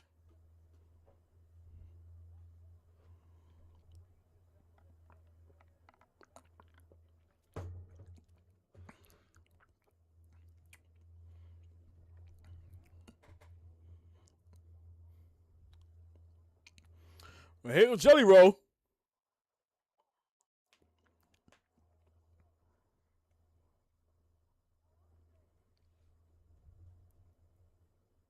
Candice, way to go. Give it up for Jelly Roll. Okay. Welcome to Miz TV. What brings you here to Friday Night Smackdown? Well, I tell you what, Miz, it is the road to WrestleMania, baby. There is no way that I was going to miss two of my friends who are main eventing WrestleMania. My boy Cody Rhodes and my brother, the Viper, Randy Orton, are signing their contract tonight in one of my favorite cities in America. Y'all knew I was coming. What's up, Phoenix? Oh, yeah. Phoenix loves you in the ring. And let me tell you something. I've seen you in this ring. I see the potential. I see the celebrity. I see the moxie. All you need is a mentor. Someone to teach you Here go my Miz again with the whole mentor shit. Master, inspire, zone in, and that mentor is none other than me. All you have to say, Jelly Roll, is yes.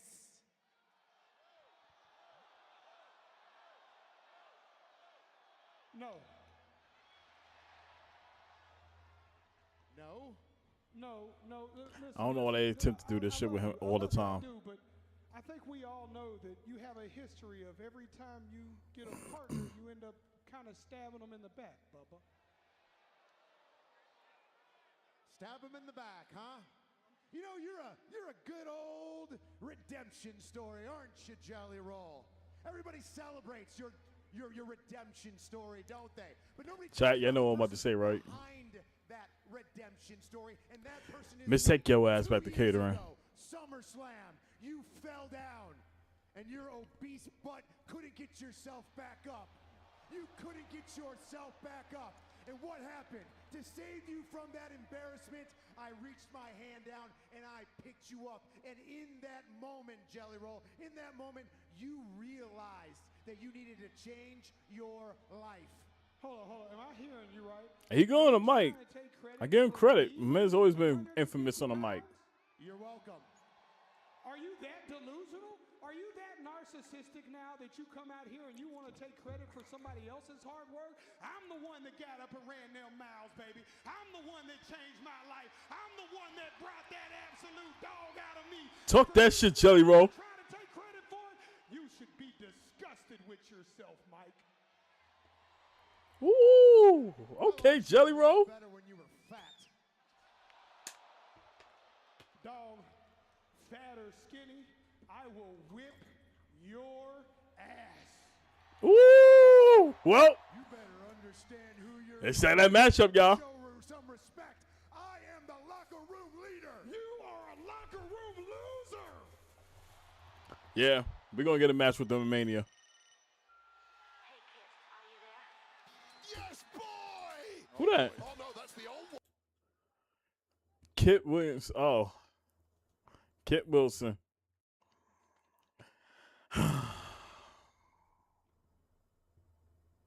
Get with the Mookie Buela shit again. I beg you, please stop wasting your time. The problem isn't with you mentoring him. The problem. He toxic.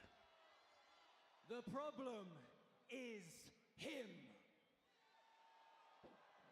No. It's Listen, everyone's favorite song. this is getting weird. I like you, Kit Wilson. I think we all secretly kind of like you a little bit, Kit Wilson. In fact, let me. Now, y'all speak for yourself. I don't. Hear me out, Kit.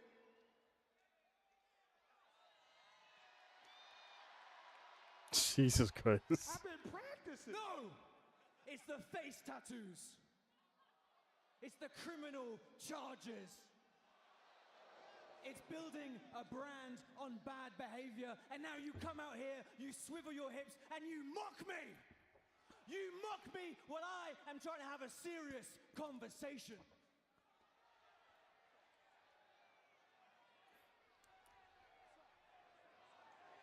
Listen. The problem is with you, Jelly. You lose 300 pounds and you expect these people to cheer you like you're some kind of hero.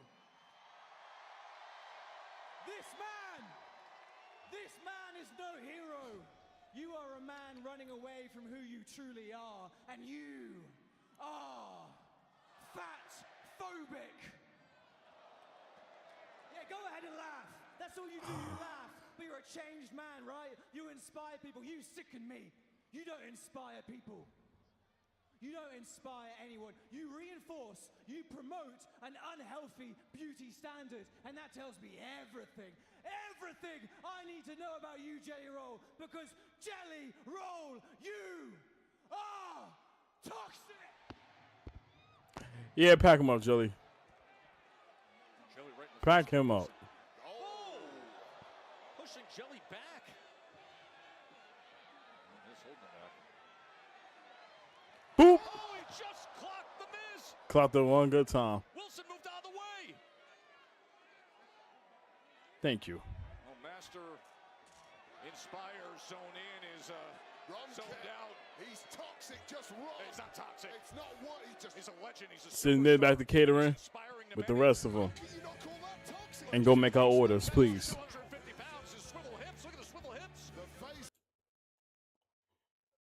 Cinematic Dick, get us our orders.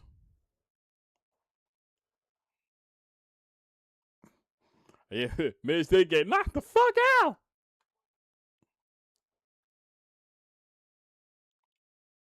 Definitely got knocked the fuck out. That was crazy. It's very rare to see Apollo Crews backstage again. Come on, man. But look, listen, last week I heard what you were saying about your mom and that being the reason for your passion, and I'm starting to get it with you. You know, maybe that this open challenge is too much of a burden for you. No, you don't get me. No. You see an opportunity. Yeah. And you fight. Right. Okay, but I'm fighting every single minute. Why? Because I'm stuck.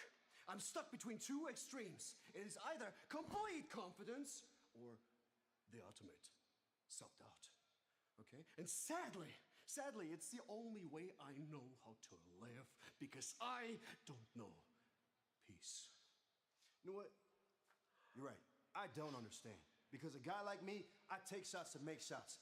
I put up numbers like Bam Adebayo. And if you didn't give me this shot and this opportunity, maybe I wouldn't be the United States champion right now. Ilya, I need I won't go that far. There's not a long line of guys lining up to fight Ilya Dragunov. So maybe I'm starting to think it's something more to the reason why you don't want to fight me. Guess I can't fight you while I'm fighting myself. Okay?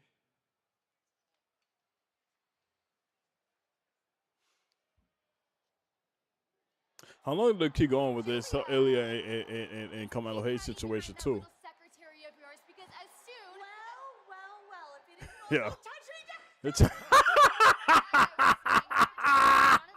am coming for that United States Championship. You can kiss that title goodbye because soon enough, you and everybody else will know exactly what time it is. It's Tiffy time. I'm crying. Through the midst of like Chelsea Green talking and boom, you just see. Hold on, y'all.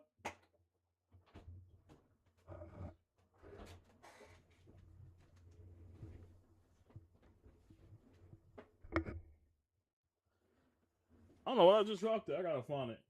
My AirPod just dropped. But now it was hilarious to see it. Chelsea Green rolling in with the with the wheelchair and all that too. Until they just go there, just roll that shit just out of the way. Like, go on about your business. Back to what I'm saying. Like, I was crying. That was hilarious. And you gotta think, even with Chelsea Green being injured, she still know how to make shit hilarious and still keep herself relevant. It's very rare that you see that happen now. Very rare. Not a lot of people can do the shit that what's the name can do. That Chelsea Green could do. And the shit that Michael P.S. Hayes was talking about her and how she's not like main event, like worthy or whatever the case is, can show you how much he's literally like he way past his time when it comes down to this future of WWE. He's still stuck in the past. Cause I got news for you. Chelsea Green is main event material. You see how much she do now. You know, even when she don't even have the title, and when she's injured, she make her presence felt. She make it entertaining, and all of that. That shit is difficult to do, and I'm not even capping. Cause when people like hurt and all that, you rarely see them. She's definitely underrated. Facts. Well, she's definitely underrated. And I'm a Chelsea Green fan. I love Chelsea Green. You know, and then after seeing WWE Unreal, it really also opened a lot more for me to like her, you know, just as a human being. So we all on the same boat. We also some Chelsea fans. Yeah, I like that. I like that. Because she got so much potential. So much. I hate how they scrapped Chelsea Green versus Jade. That feud. Yeah, they could have done something with that. Like, they keep it real. We know that Chelsea would have got packed up, but she would have made it interesting. She would have made the shit interesting. And guess what? That also would have gave Jade another title defense right there. Because Jade, just like we said about Julia, you can count on her hands some of the time she defended that title. Since she won it. And that is just sad. Like, I truly believe she should have had way more title defenses, especially with this build up with Rhea Ripley. Turns out she had the potential to be world champion as well. Yeah. Hell yeah. And I've been pushing for that. And it's like, all right, her time will come. So I'm not really tripping about it. Yeah, he said, but you know how Road Dogg are. Yeah. Him, Road Dogg, and Michael P.S. Hayes, like, they're both, they just out of touch with this generation of WWE.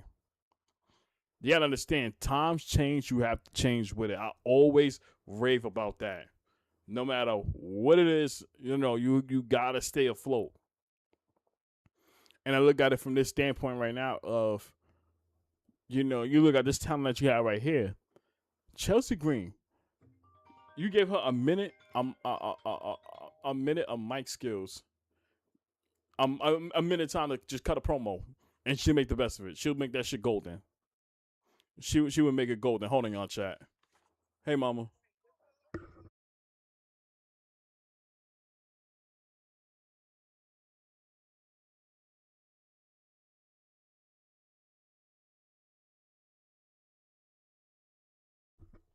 My bad, chat. Let me open the door for my mom's real quick. I'll be right back.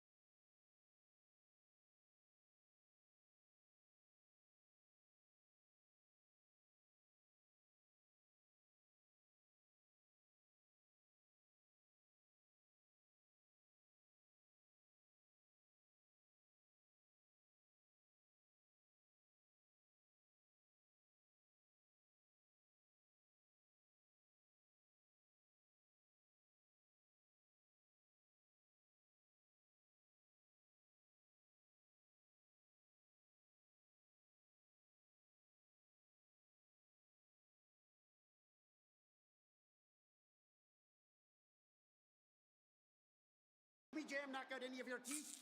I could really use some. Anyways, if Danhausen was out there, he could have defended your honor. Get out. You No, there's only one thing you have to do to reverse the curse. Oh, my fault, y'all. But yeah, like I said, y'all see what I'm talking about. All right, I'm good now, y'all.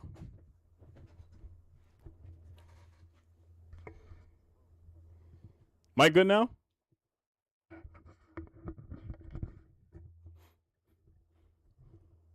Yeah, that should be good. That should be good now. But yeah, I go to show you, and you said that Tim, what's the name had a crowd reaction to Chelsea Green. Yeah, I go to show you how relevant she is, and people still care about her.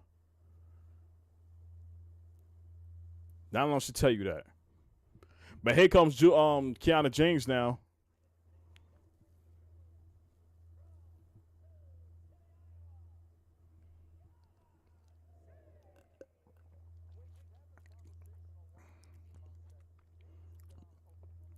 And Kiana James, she's gorgeous too. Mm. Mm. Mm. Mm. Mm. Mm. Mm. Mm.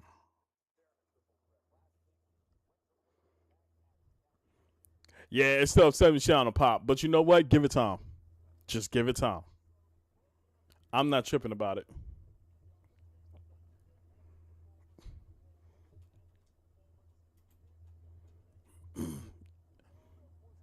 You know what? Because fans, they ain't buying yet. But I guarantee you, when she starts getting on her shit, and when she's like really put the work in, I guarantee you, people gonna pay more attention to her. So they may not pop now, but you know what's bound to happen. You know what's gonna happen. Just give her more time in the ring. Like when she should keep competing on the likes of Tiffany Stratton, she be in the ring with more like the Charlottes of the world, the Alexis of the world, Lash, Naya, all of them. She's gonna get better. Yes, NXT Kiana was different. Facts. Before her injury, she was different. And low key, she can get back to that. They just really have to give her time and let her talk. Shaq, I said, relax. uh,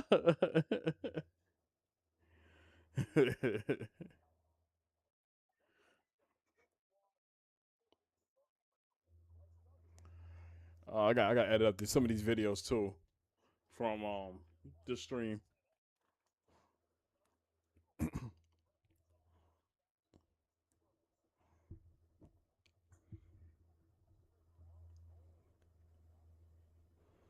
And I think they confirmed. I don't know if they confirmed it yet, y'all. They Tiffany Stratton and Julia facing each other at WrestleMania. Also, said her feud with Fallon Henny and NXT. Best thing I watch. Yeah, I'm gonna have to rewatch that. Yeah, when I find time, I'm gonna have to rewatch that. But we in commercial break now. Yeah, I'm gonna have to check that out. I want to see what's that about. Said yeah, it was confirmed they planned it last month. And you know something? It's the right call. Cause I'm gonna be honest with you, Tiffany Stratton with the Women's United States Championship is gonna attract a lot of attention because of her name and how many matches they could have with that. And I would hope when she wins the title at Mania, they really make it relevant and not just be a one-off situation where she has one time defense in like the past 2 months. Like I do not want that happening. I want it to be a point where they turn into like an open challenge type thing. And you see probably people from NXT challenge her, or Smackdown challenge her, like all that shit. Like that will make it fun. That would make it interesting. I would love to see that. What's that? If they didn't plan for WrestleMania 42 match, it was gonna be on a go home show. Yeah, but you know what? That was stupid if they would have done that.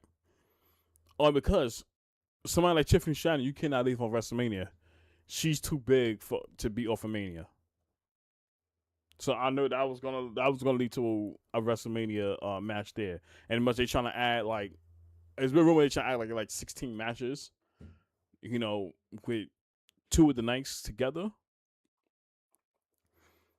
So if you're gonna do that, if they're smart, every single title gets defended on that show. Outside of the top championships, the Intercontinental Championship for the men's and women's get defended, and the United States Championship for the men's and women's gets defended. Point blank, period. Do not say that shit for the go home show. Every title that you have at your disposal right now, even the women's tag team championships, that should be on WrestleMania.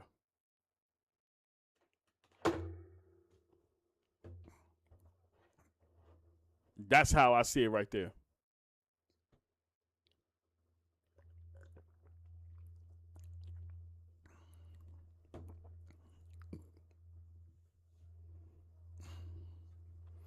That's exactly how I see it. Point blank, period. Every title in this should be defended. And you can build feuds. You can build feuds with that. Like Carmelo Hayes, I want to see him at WrestleMania.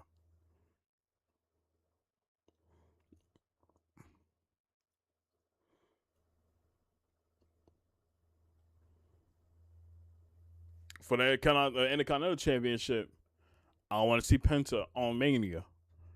Now, who he face is allowed to be desired. We're already gonna get most likely women's Intercontinental Championship match with AJ Lee. I think Bayley again because it's gonna be a disqualification when they have their match on Monday.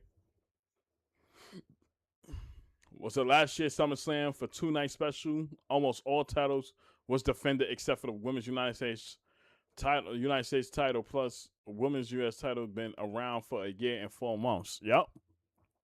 And granted, I was there for night 2. And pretty much a lot of the titles was defended, with the exception of that. And the fact that title been on the main roster for a year and 4 months, and we could count on our hands how many times it's been defended, it's embarrassing. That is embarrassing.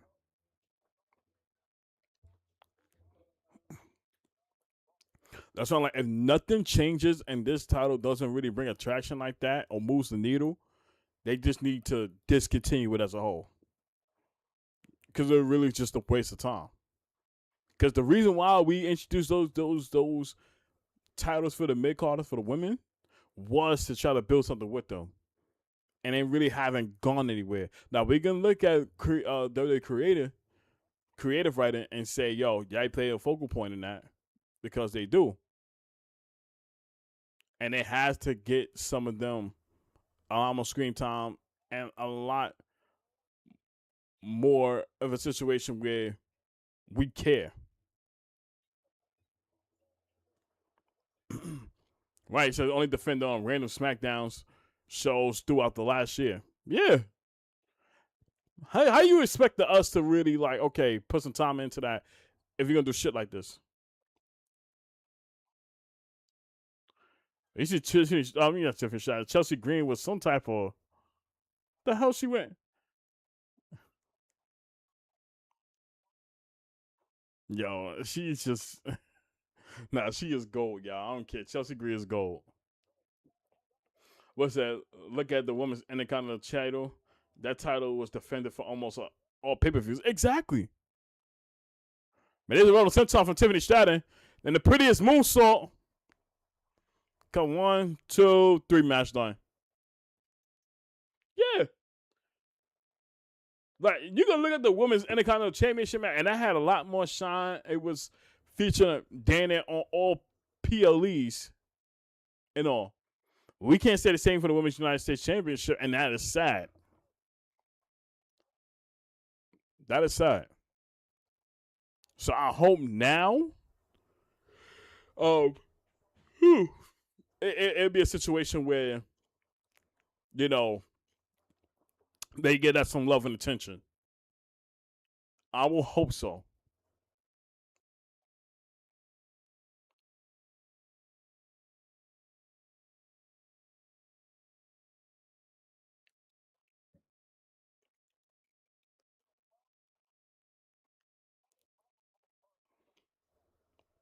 Oh, Smiley gonna be in Raleigh, North Carolina next week. Okay.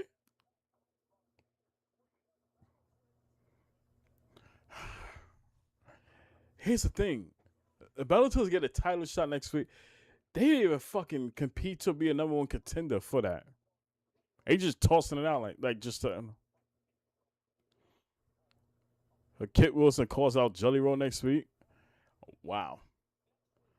So we're either gonna get Kit Wilson versus Jelly Roll Mania or Miz versus Jelly Roll Mania, or maybe a tag team situation. All right, here comes Chick Williams. Ahead of your match tonight against Jacob Fatu. Man, first thing first, Nick Aldis needs to do his job. He had no business making this match tonight, but it's all good. Jacob Fatu, since you want to call out Trick Williams without my consent, I got a good mind to take off these lemon pepper steppers and smack the boogeyman out your ass. Let's talk about it. Yo, you gotta love him. No, don't stop. Keep talking. Kater and Sammy, look, they booing. Game lately, Trick. What happened? I thought you were gonna walk into the main event of WrestleMania. I thought you were gonna put this company on your back. Huh? All that big talk. What did you call me? Mr. Can't get the job done? How things been going for you? Huh? I saw you get dropped at Chamber. I saw you get dropped last week by Randy Orton, and now you're about to get dropped by Jacob Fatu because you keep running your mouth and you can't back it up. And nobody gives a shit. They on the same time I am. Nobody cares. Feeling very well. You're embarrassed, and you should be. Sammy, you hating hard, ain't you? I know why. But you lucky I got a match tonight, or I would drop your ass where you stand right now. Hey, I'm here every week, and I'm real easy to find. I guess I'll see you around.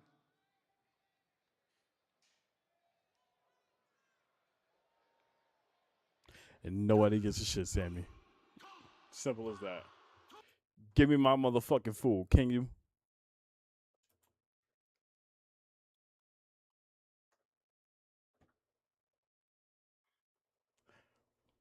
I spoke vocal about the Women's United States Championship on Twitter all the time. Some people even agree with me. Yeah, those are factual shits.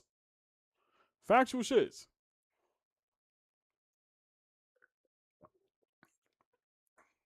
And it's the truth.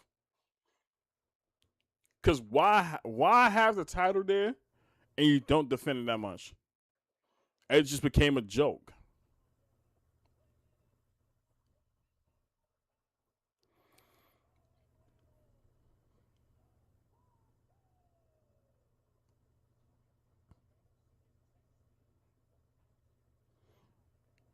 Oh, this match gonna cook up though, y'all. I ain't gonna hold you. Jacob Fatu versus Trick Williams, that shit is about to cook up. I mean, tweaking.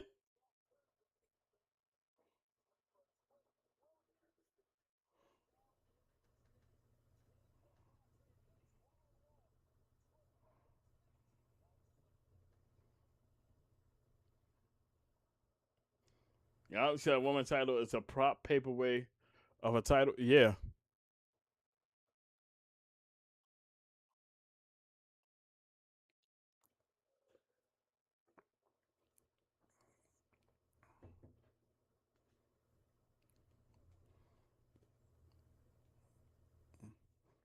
Oh, and she got Stand and Deliver in St. Louis, April 4th. Okay.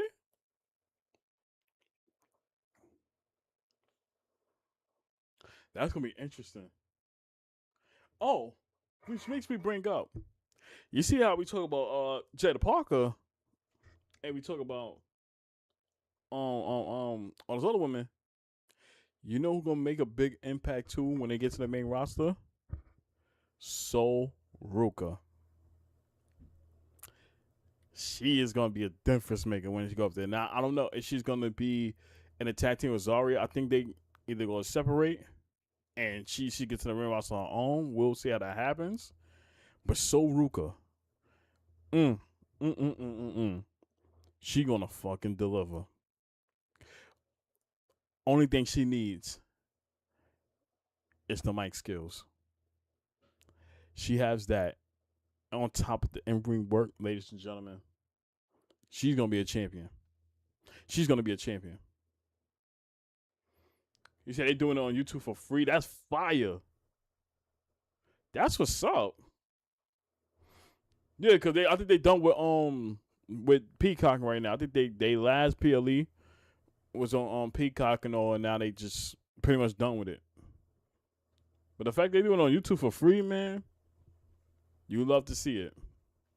And guess what? Now it brings more attention to you. You know, we're doing that on YouTube now. That's actually a good idea. That's a good idea. Whoever came up with that to put NXT Stand and Deliver on YouTube, shout out to them.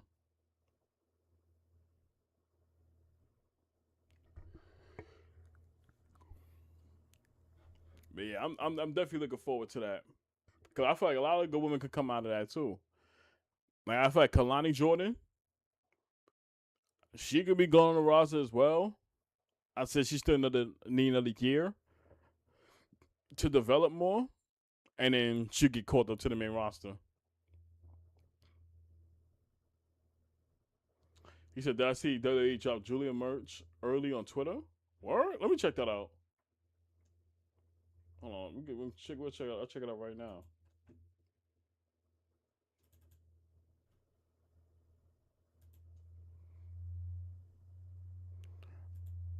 Give me 1 second, y'all.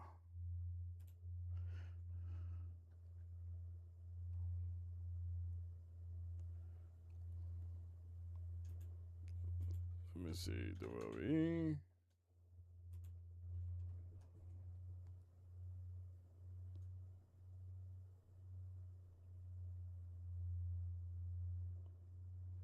Oh, yeah, they ain't waste no time. Holy shit.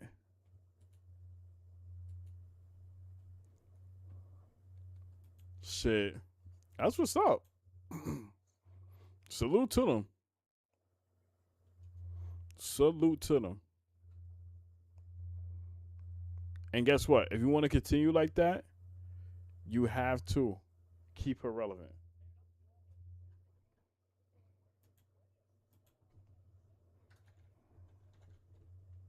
Let me see.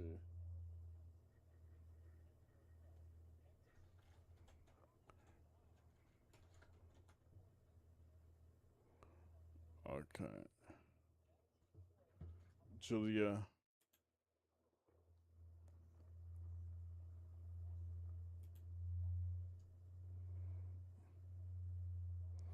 Oh, yeah, I see it now. She dropped it 2 hours ago. Yeah. That shirt fire, low key. Oh, shit. To her credit, yo, that shirt look fire. Come on, that shirt fire.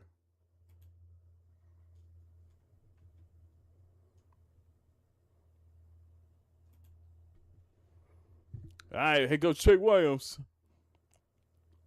Whoop that trick. Whoop that trick. Huh? Whoop that trick. Whoop that trick. Whoop that trick. Huh? Whoop. Yeah, whoop that trick. Uh-huh. Whoop that trick. I like it. Oh, yeah, man. Oh, yeah, man. Oh, yeah, man. That's trick. You got another thing, man.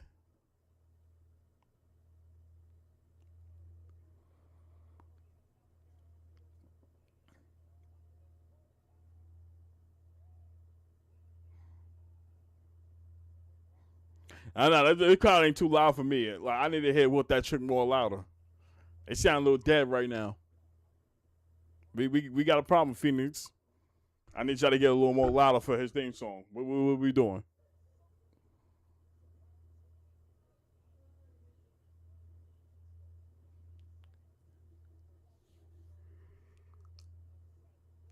Whew.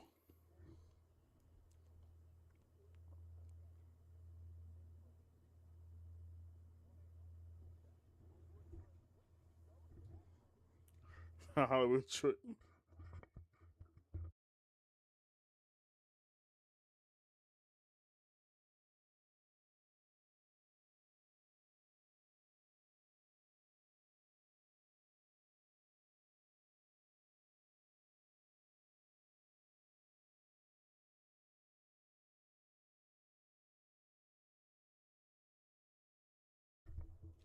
All right.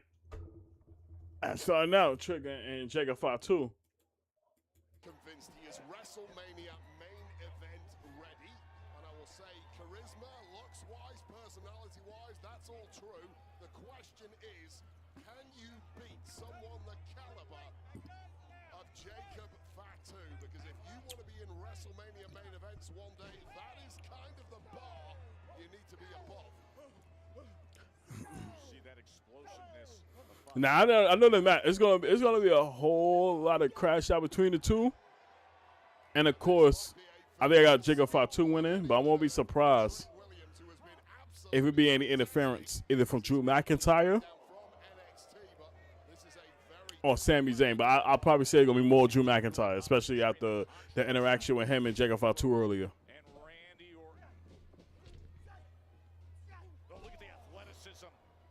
Right, in fact, Tyron, Trick is a bona fide star, yeah. Without a shadow of a doubt, he's a bona fide star. Yeah, he wildin'.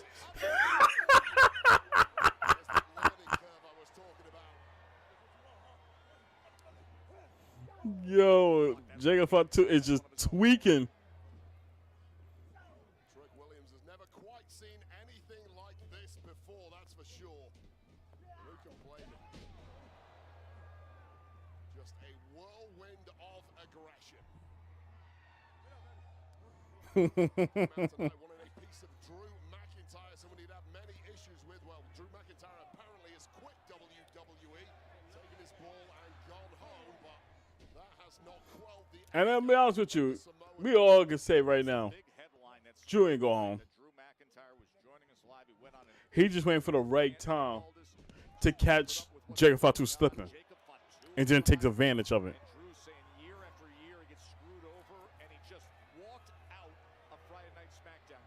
But you know that ain't happening. What's that? I went on Twitter and people pointed out that Tiffany didn't interact with Julia and Kiana since coming back from the Royal Rumble, which makes no sense. It says, and Julia randomly accepted it. Yeah, it haven't been no build-up. The fact that they didn't have no interactions with each other and this match came along for WrestleMania makes no fucking sense to me. Like, you would think with the interference within the two, it was gonna lead to like, you know, something interesting and worth watching now. Because you know when when it comes and there's no build up to it, motherfuckers look like that it's a bathroom break. What sucks, and you don't want to say that, but it's the truth. If you don't make us be invested into it, it's just bad all around the board. And guess what? It doesn't help Julie out in the long run. It don't. It really don't. Because if anything, if you're trying to build her up, this is the right time to do so. We're literally like, I think 5 weeks away from WrestleMania. 4 weeks away from WrestleMania. And this is your grand opportunity to continue to build her up. For us to care. How are we going to do that? Is she on no interactions with Tiffany Stratton? I'm like, come on now.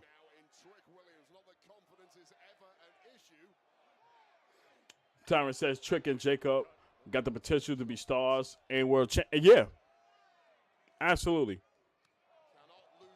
Both of them do. Because Jacob, in this case with him, he has the in-ring mic skills, and he's dangerous as well. Like, you step in the ring with him, you better be on your A game because he will literally pack your ass up. And in this case for Trick Williams, when it comes to him, man's can talk on a mic and back it up in the ring too. Like, that's somebody you can take serious with him. Because guarantee you, he come world champion. Like, you start Trick Williams over the mid-card title and watch how he makes that shit prestigious. He makes that shit prestigious.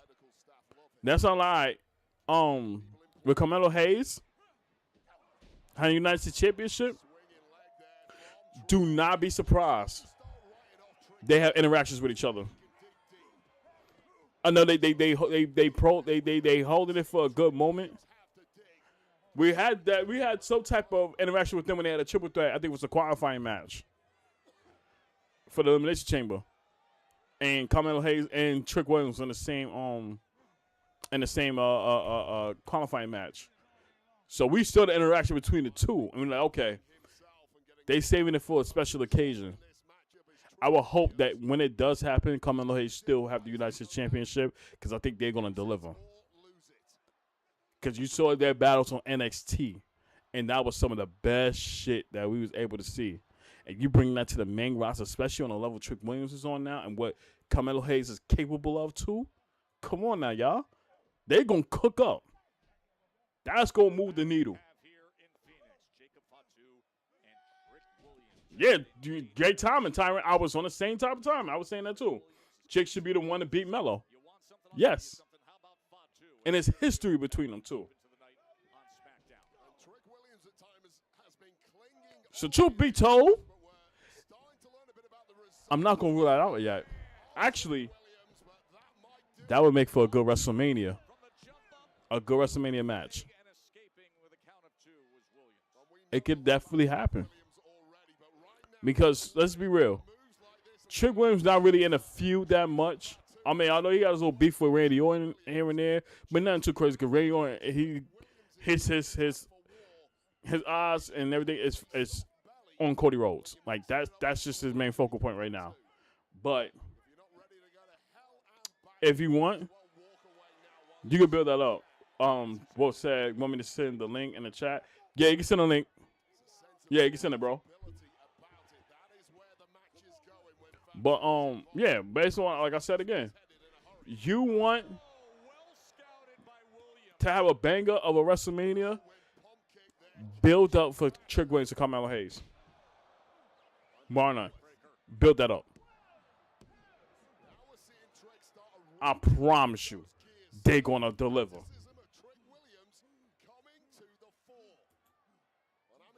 All right, let me check this shit out. Yep, it said promo made absolutely 0 sense. Where the hell did Tiffany stake her claim? Yeah, because they never announced it on Smackdown. They didn't announce it. I don't know, what are they waiting for to pretty much confirm it? Yeah. Everybody said, yo, that's a fact. As I'm scrolling through, they making some factual shit. They didn't have interaction, but yet when you go on X and you see that match being confirmed, it's like, when they waiting to pull the trigger? And this is what I'm talking about in regards to them not building shit up for specific matches.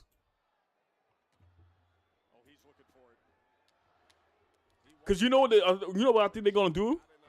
They're going to wait to probably be 3 weeks in, 2 weeks in, when WrestleMania arrives, and then confirm that match.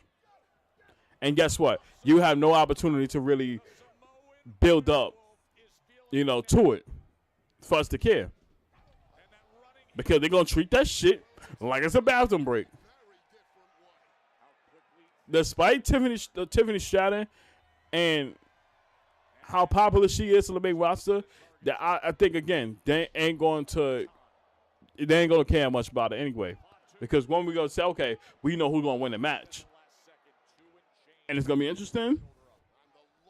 Nah, not really. And it falls on creative. We're not building shit up. They should have been announced this right now to give them more weeks to really have that promo talk. But the simple fact that ain't going on right now, and they still prolonging this shit, is ridiculous. That was said, and when Julia loses to Tiffany, they're gonna have Julia sitting in catering. Yeah, they're gonna have her sitting in catering because guess what? You ain't build her up enough to say, okay, when she do loses to Tiffany Stratton and she gets her rematch clause and lose that, what else you gonna do with her? Well, you gotta think long term. They don't think about it from that aspect. Oh shit, it's Drew McIntyre, and you know he was gonna arrive, especially with Fatu. Oh my God, golly. Nah, you know, Drew McIntyre just literally fling Jacob Fatu into the ring post. Uh-oh. Chilling with the trick shot.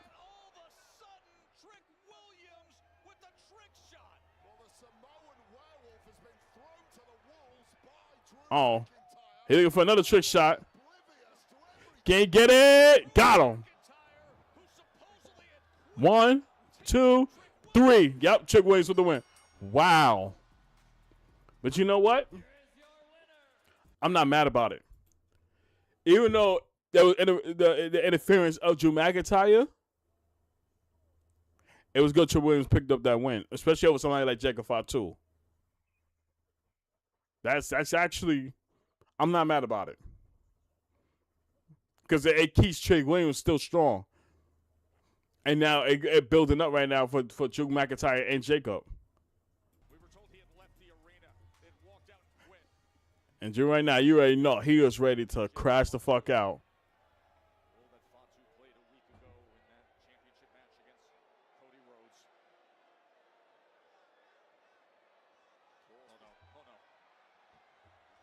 Yeah, we got a Claymore kick coming.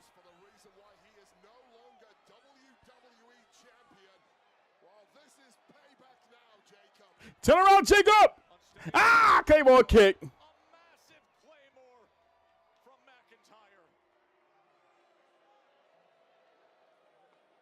But if I'm Drew McIntyre right now, I will go get a chair, and I will proceed to start hitting Jacob Fatu with multiple chair shots right now.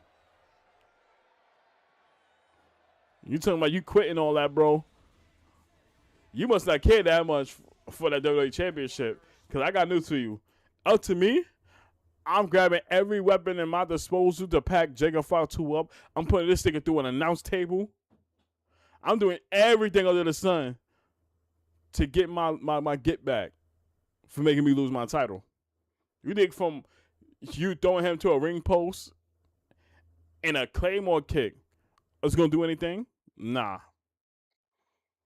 It's more to that.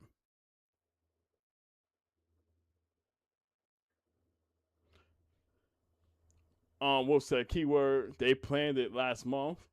That was enough time to build story. Yeah.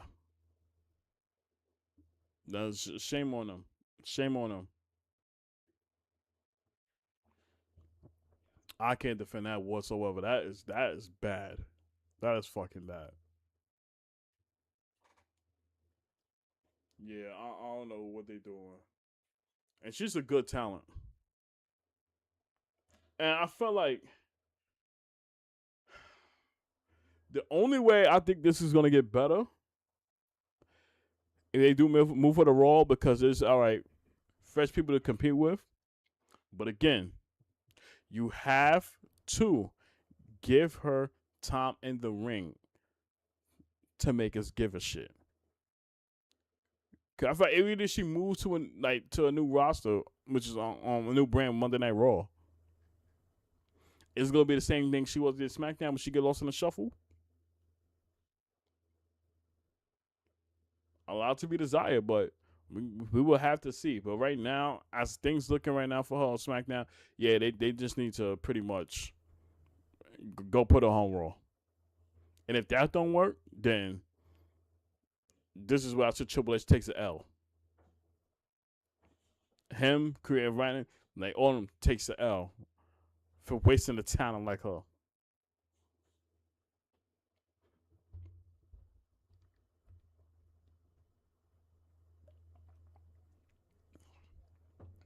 But we're getting a contract signed next with Cody Rhodes and Randy Orton. Well, that's gonna be interesting. I am here for it. This is gonna be good.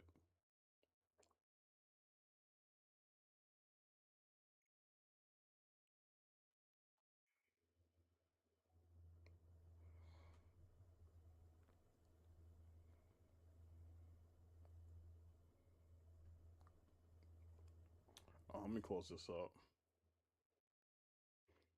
Yeah, this is gonna be interesting.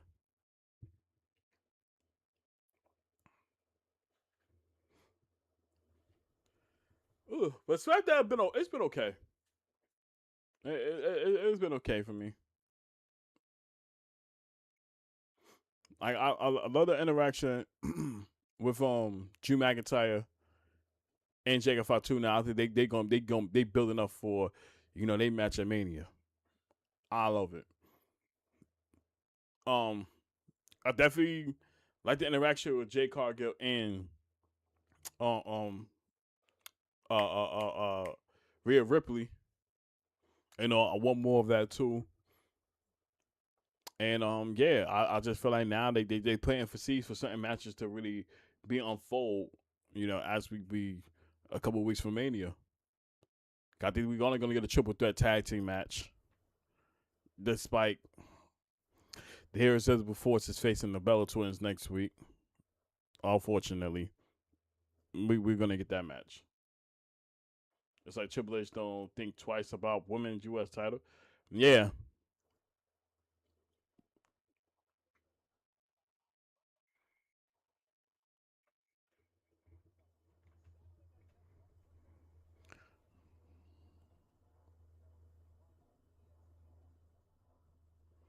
Wow, it starts at 6 p.m. Well, chat. Woo-wee. I gotta get everything prepared early because I'll be live for both nights of WrestleMania. Both nights.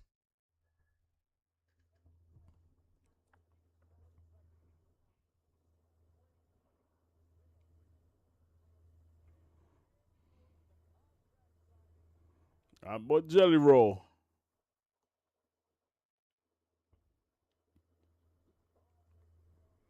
Here come the contract signing time. All right, ladies and gentlemen, just one thing to handle before we get to the business at hand. Drew McIntyre, I guess you didn't quit, so welcome back. And as a welcome back gift to you, you get Jacob Fatu one-on-one next week on Smackdown. Now, to the business at hand. Yeah, they gonna say that for Mania because it's gonna be a disqualification. To sign the contract for the main event of WrestleMania, the WWE Championship is on the line. So without further ado, allow me to introduce the challenger, the Viper, Randy Orton.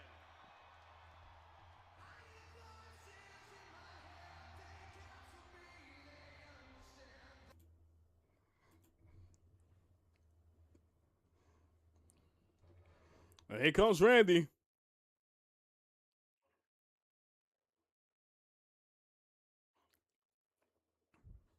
And I'm gonna be honest with you. Orton getting his 15th world title. Listen, I am here for it. Now people speculating that he might turn heel and on. No, I feel like at the age that Orton's at right now, and where he's at with his WWE career, him being a hero, They want to work, especially how the crowd. You see how over he is with them. They're singing his song every single time he comes out. As a heel, it won't mean the needle like that. They ain't gonna give a shit. They gonna still sing his song. So it's like it's a lose-lose situation. So you might as well keep him babyface for the duration of his career until he decides to hang it up. Like this is his swan song right now.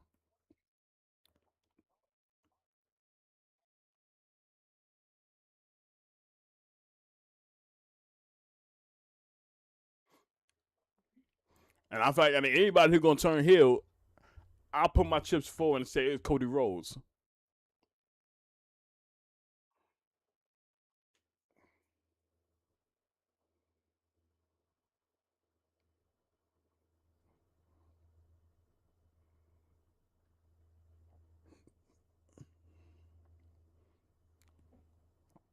I hear voices calling, justice falling. I hear voices in my head. They understand. They talk to me. They talk to me. Oh.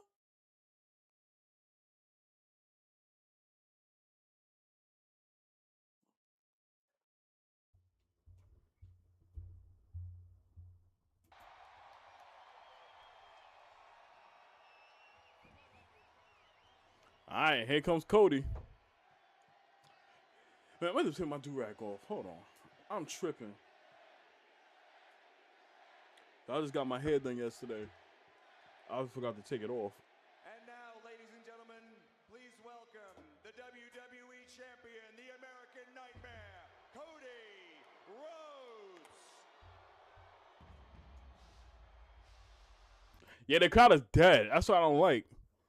Like, I don't know what's going on with Phoenix right now. They gotta get their crowd together. Yeah, this is just ass. They ass right now. Like, it just feels so dead.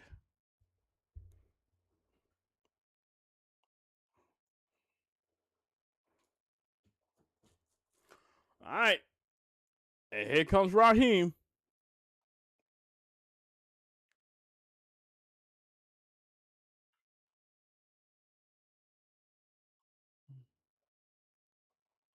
I am front. Cody's suit game though. That should be on point. Whoa!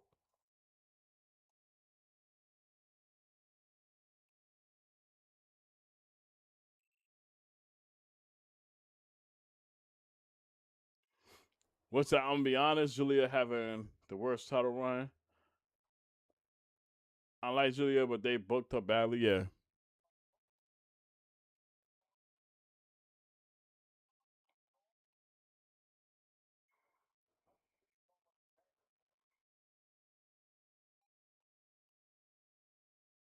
He said, "Yeah, fuck that guy."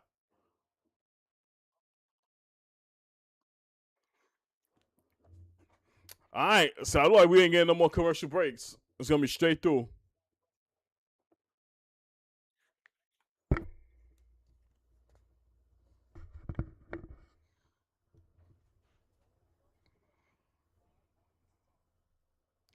Whoa!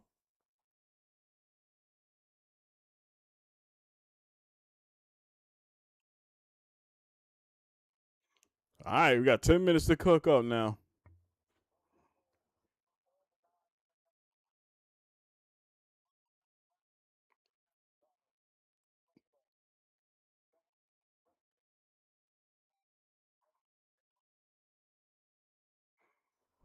Yeah, Cody Taylor is goated. Hell yeah. I gotta see where he gets his suits from. That'd be fire.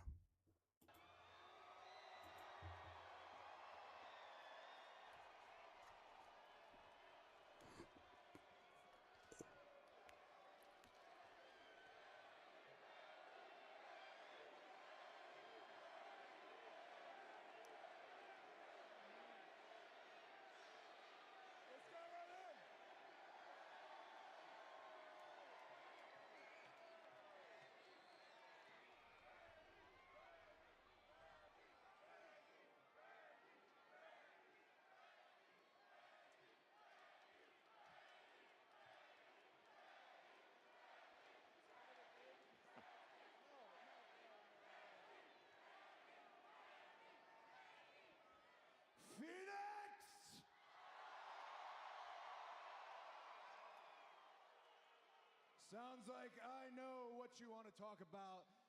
In 2007, I came to WWE. My very first match in WWE was against Randy Orton. That's crazy. His first match in WWE. To watch you win the Royal Rumble, you got into an argument with Stu about the sign and the pyro not going off. I go on Facts. to watch you main event a WrestleMania, and I thought, if I could be like that. And then I left. And this was probably frowned on. You put out a post about how you thought I could become world champion. And when I came back to WWE, I came back alone. There was no Cody verse. My brother wasn't with me. My wife stayed at home with the babies. But I had you. Randy, I'm not your son and I'm not your brother, but I have always been proud to be your boy.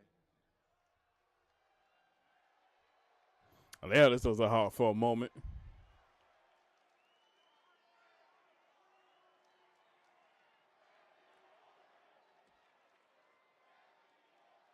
You hear the crowd saying Randy Orton, though.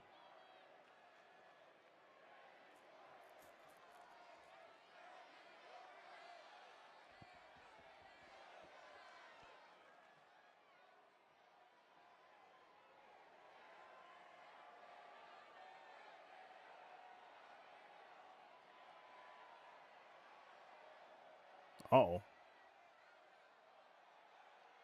Why was just so hesitant to sign it?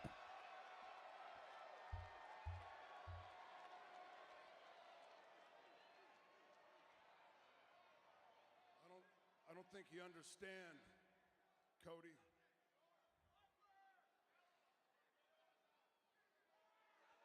I need this. I need that. But this wasn't supposed to be hard. This was supposed to be easy. Drew was supposed to be out here. Randy, let me go ahead. But no, how am I supposed to? Let me take this weight off your shoulders. Because I'm sure you're hearing the voices in your head, and when the bell rings, that's what I expect. That's what they expect. We get to watch the best Randy Orton has ever been. Randy Orton who just won a stacked Elimination Chamber. And I know when the bell rings that I get the legend killer, that I get the youngest world champion in company history, that I get the one that JBL said that if you built a wrestler from the ground up, he'd look like you, and he would still say that. I know that we get the master of the three most dangerous letters in all of WWE.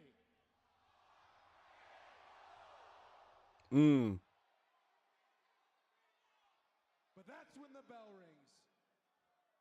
And after the main event of WrestleMania, when the last bell rings, I want you to know, I will always love you.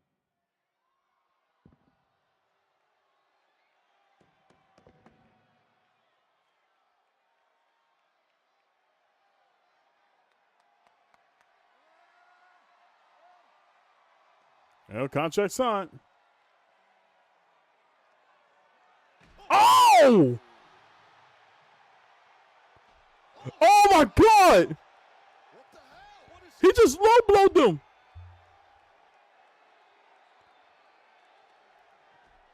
Yo!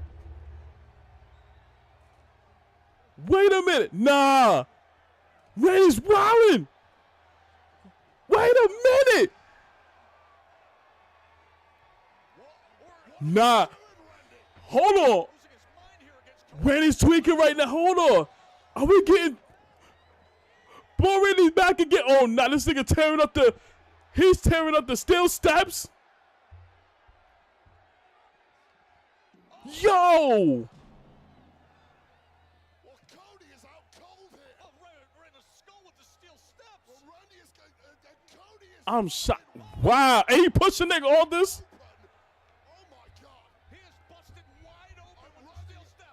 Yo, Cody busted open too. Oh my God. Yo. Holy shit. This is just savage, merciless, against apparently a life. Yo, he is packing up. This man is a crimson mass right now. I like this. This is the Randy Orton I've been looking for. Yo. He is beating this man to a bloody pulp. Yo.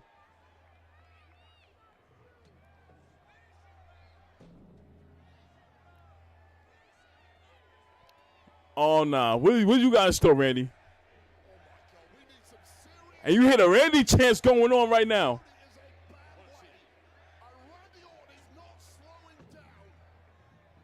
You got to be kidding me.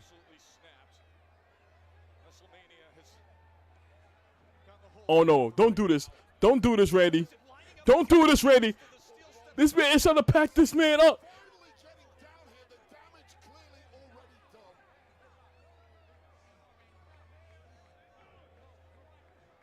Yo, look at the faces. Oh, my God.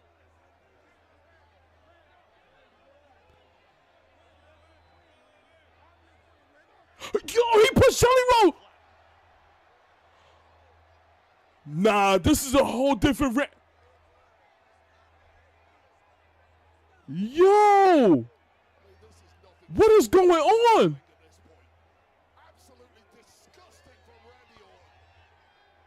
I'm really shocked.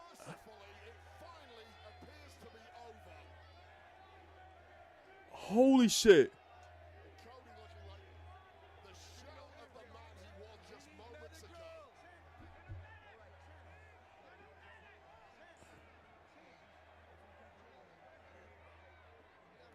I'm lost for words. I'm lost for words right now.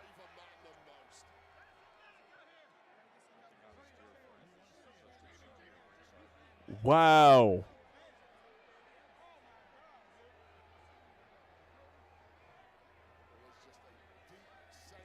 Nah, he almost sent Cody to the gulags.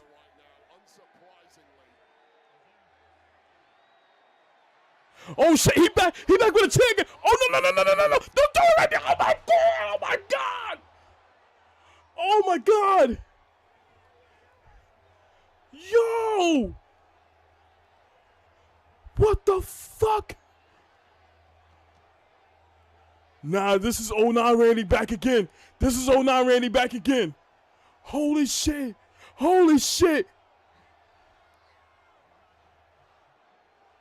Oh my god. Nah, this is a different.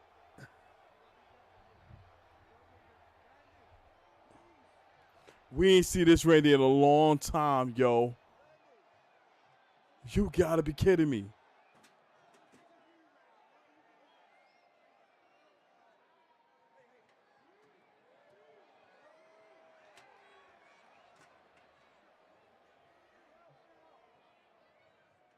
Ain't no way.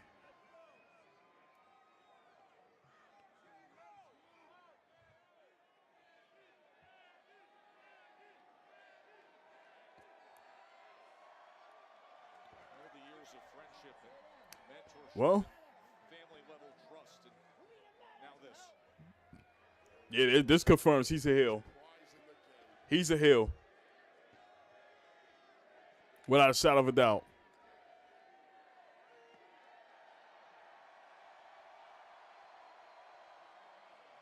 Holy shit.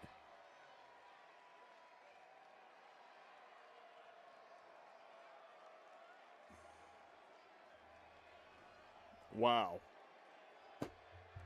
That is just a I can't even get the fucking words out of my mouth right now. He got that sadistic look right now in his face.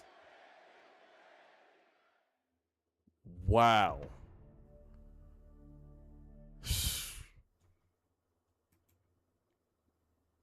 Man. Chat.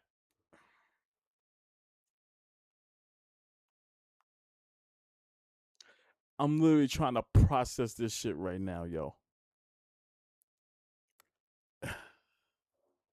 We literally got 2009 Randy Orton back, and you know how crazy this man is, and how he will literally pack anybody up, punk. I'm surprised he even attempt to punk kick Cody Rhodes after all of that. Literally. And how everything was calm and cool. It was like we didn't expect that. That was just out of nowhere. Cause after Cody spoke his piece and how much he connected, with Randy and all that stuff, like just giving him his flowers. And even Randy explaining himself, saying that, listen, like I didn't expect to be in this position and all that because of Drew McIntyre and all that stuff and him getting involved and all.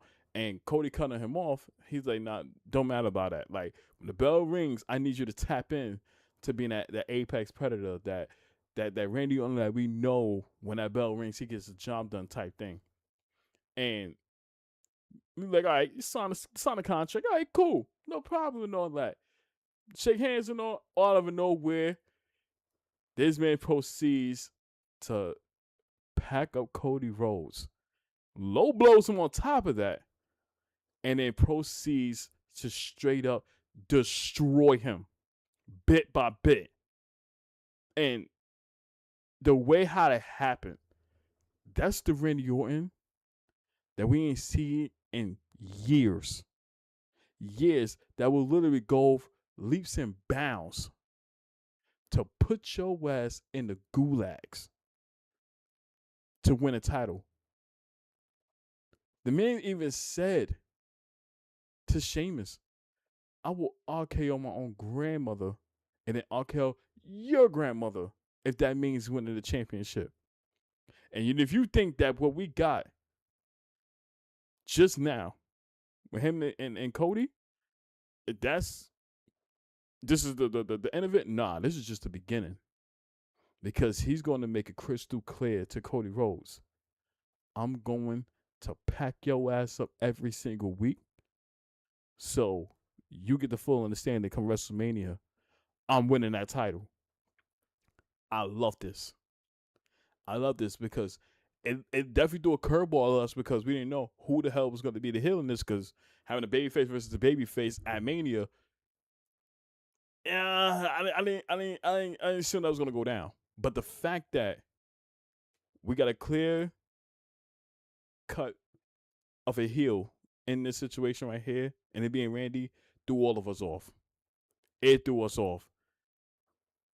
And I love this because you know how they're going to build this up now. And the history those two have. Make no mistake about it. Cody Rhodes, he better tap in to that side of him. The same side when he went against Drew McIntyre, the same side he had when he was dealing with Roman Reigns and The Rock and all that. Cody Rhodes going to have to really dig deep in his bag and match Randy Orton's energy. Because I tell you right now, if that don't change and he don't be in that crash out level, Orton's going to pack his ass up every single week and lead into Mania. This was crazy. I'm still shocked and I'm still trying to process this, y'all. Because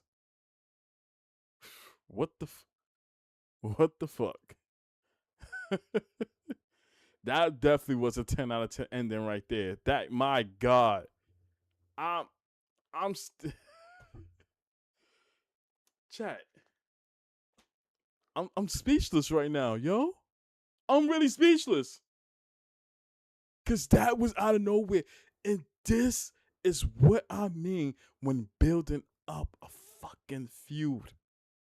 This right here is what makes people give a shit.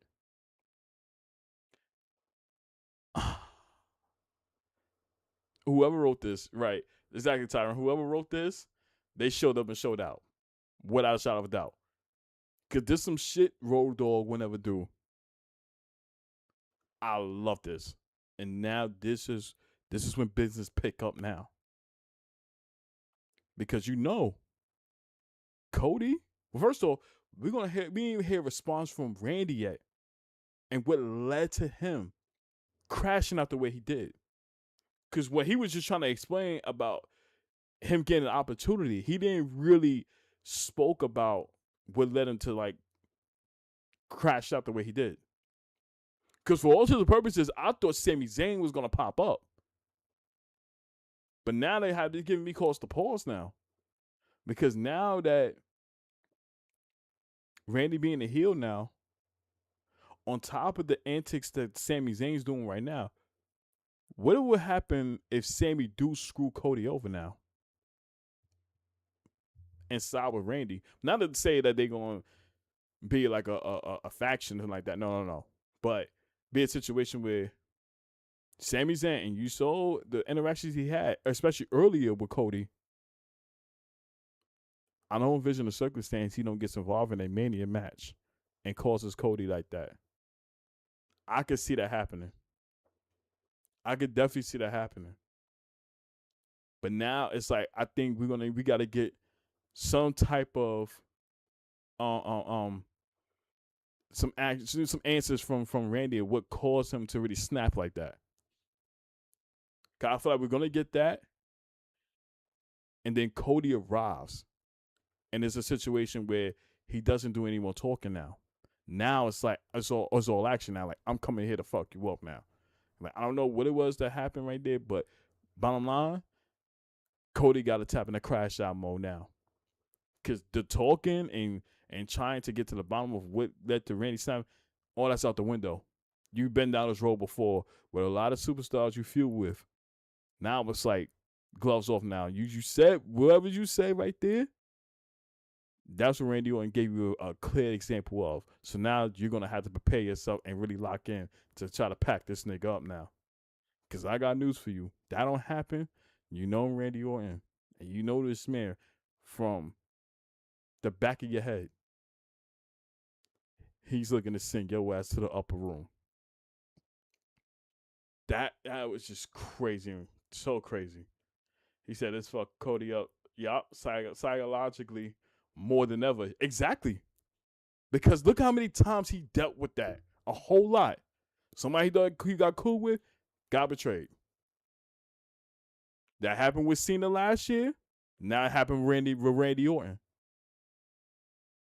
The same exact way. And guess what?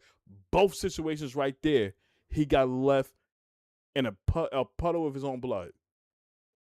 The same exact way. That's what it's like, yeah. He gonna have to literally like be on demon time now. Because you've been down that pathway with Cena already. And guess what? This is Randy Orton we talking about now. He ain't Cena. He will literally, and y'all never trust a Viper. He would definitely looking to kill you if he has the opportunity. Like, man, oh man, like it's so much going on now. But this is how SmackDown's supposed to be. I love that ending right there was a 10 out of 10 ending. I mean, overall the show, it was still middle of the road. It was an okay show. It had some very good moments in it too. I'm not gonna lie about it. I love the crash out of Drew McIntyre earlier in the show to kick it off and all that, and him and Jacob Fatu. Like I said, that's gonna lead up to their match, and they building that up leading to WrestleMania. I love the interaction with Rhea Ripley and Jade Cargill. I hope to see more of that, for weeks to come. Yeah, most importantly, with this match of Cody and Randy, now it's even more involved with that. More involved with that. And also, take this, him pushing Jelly Roll.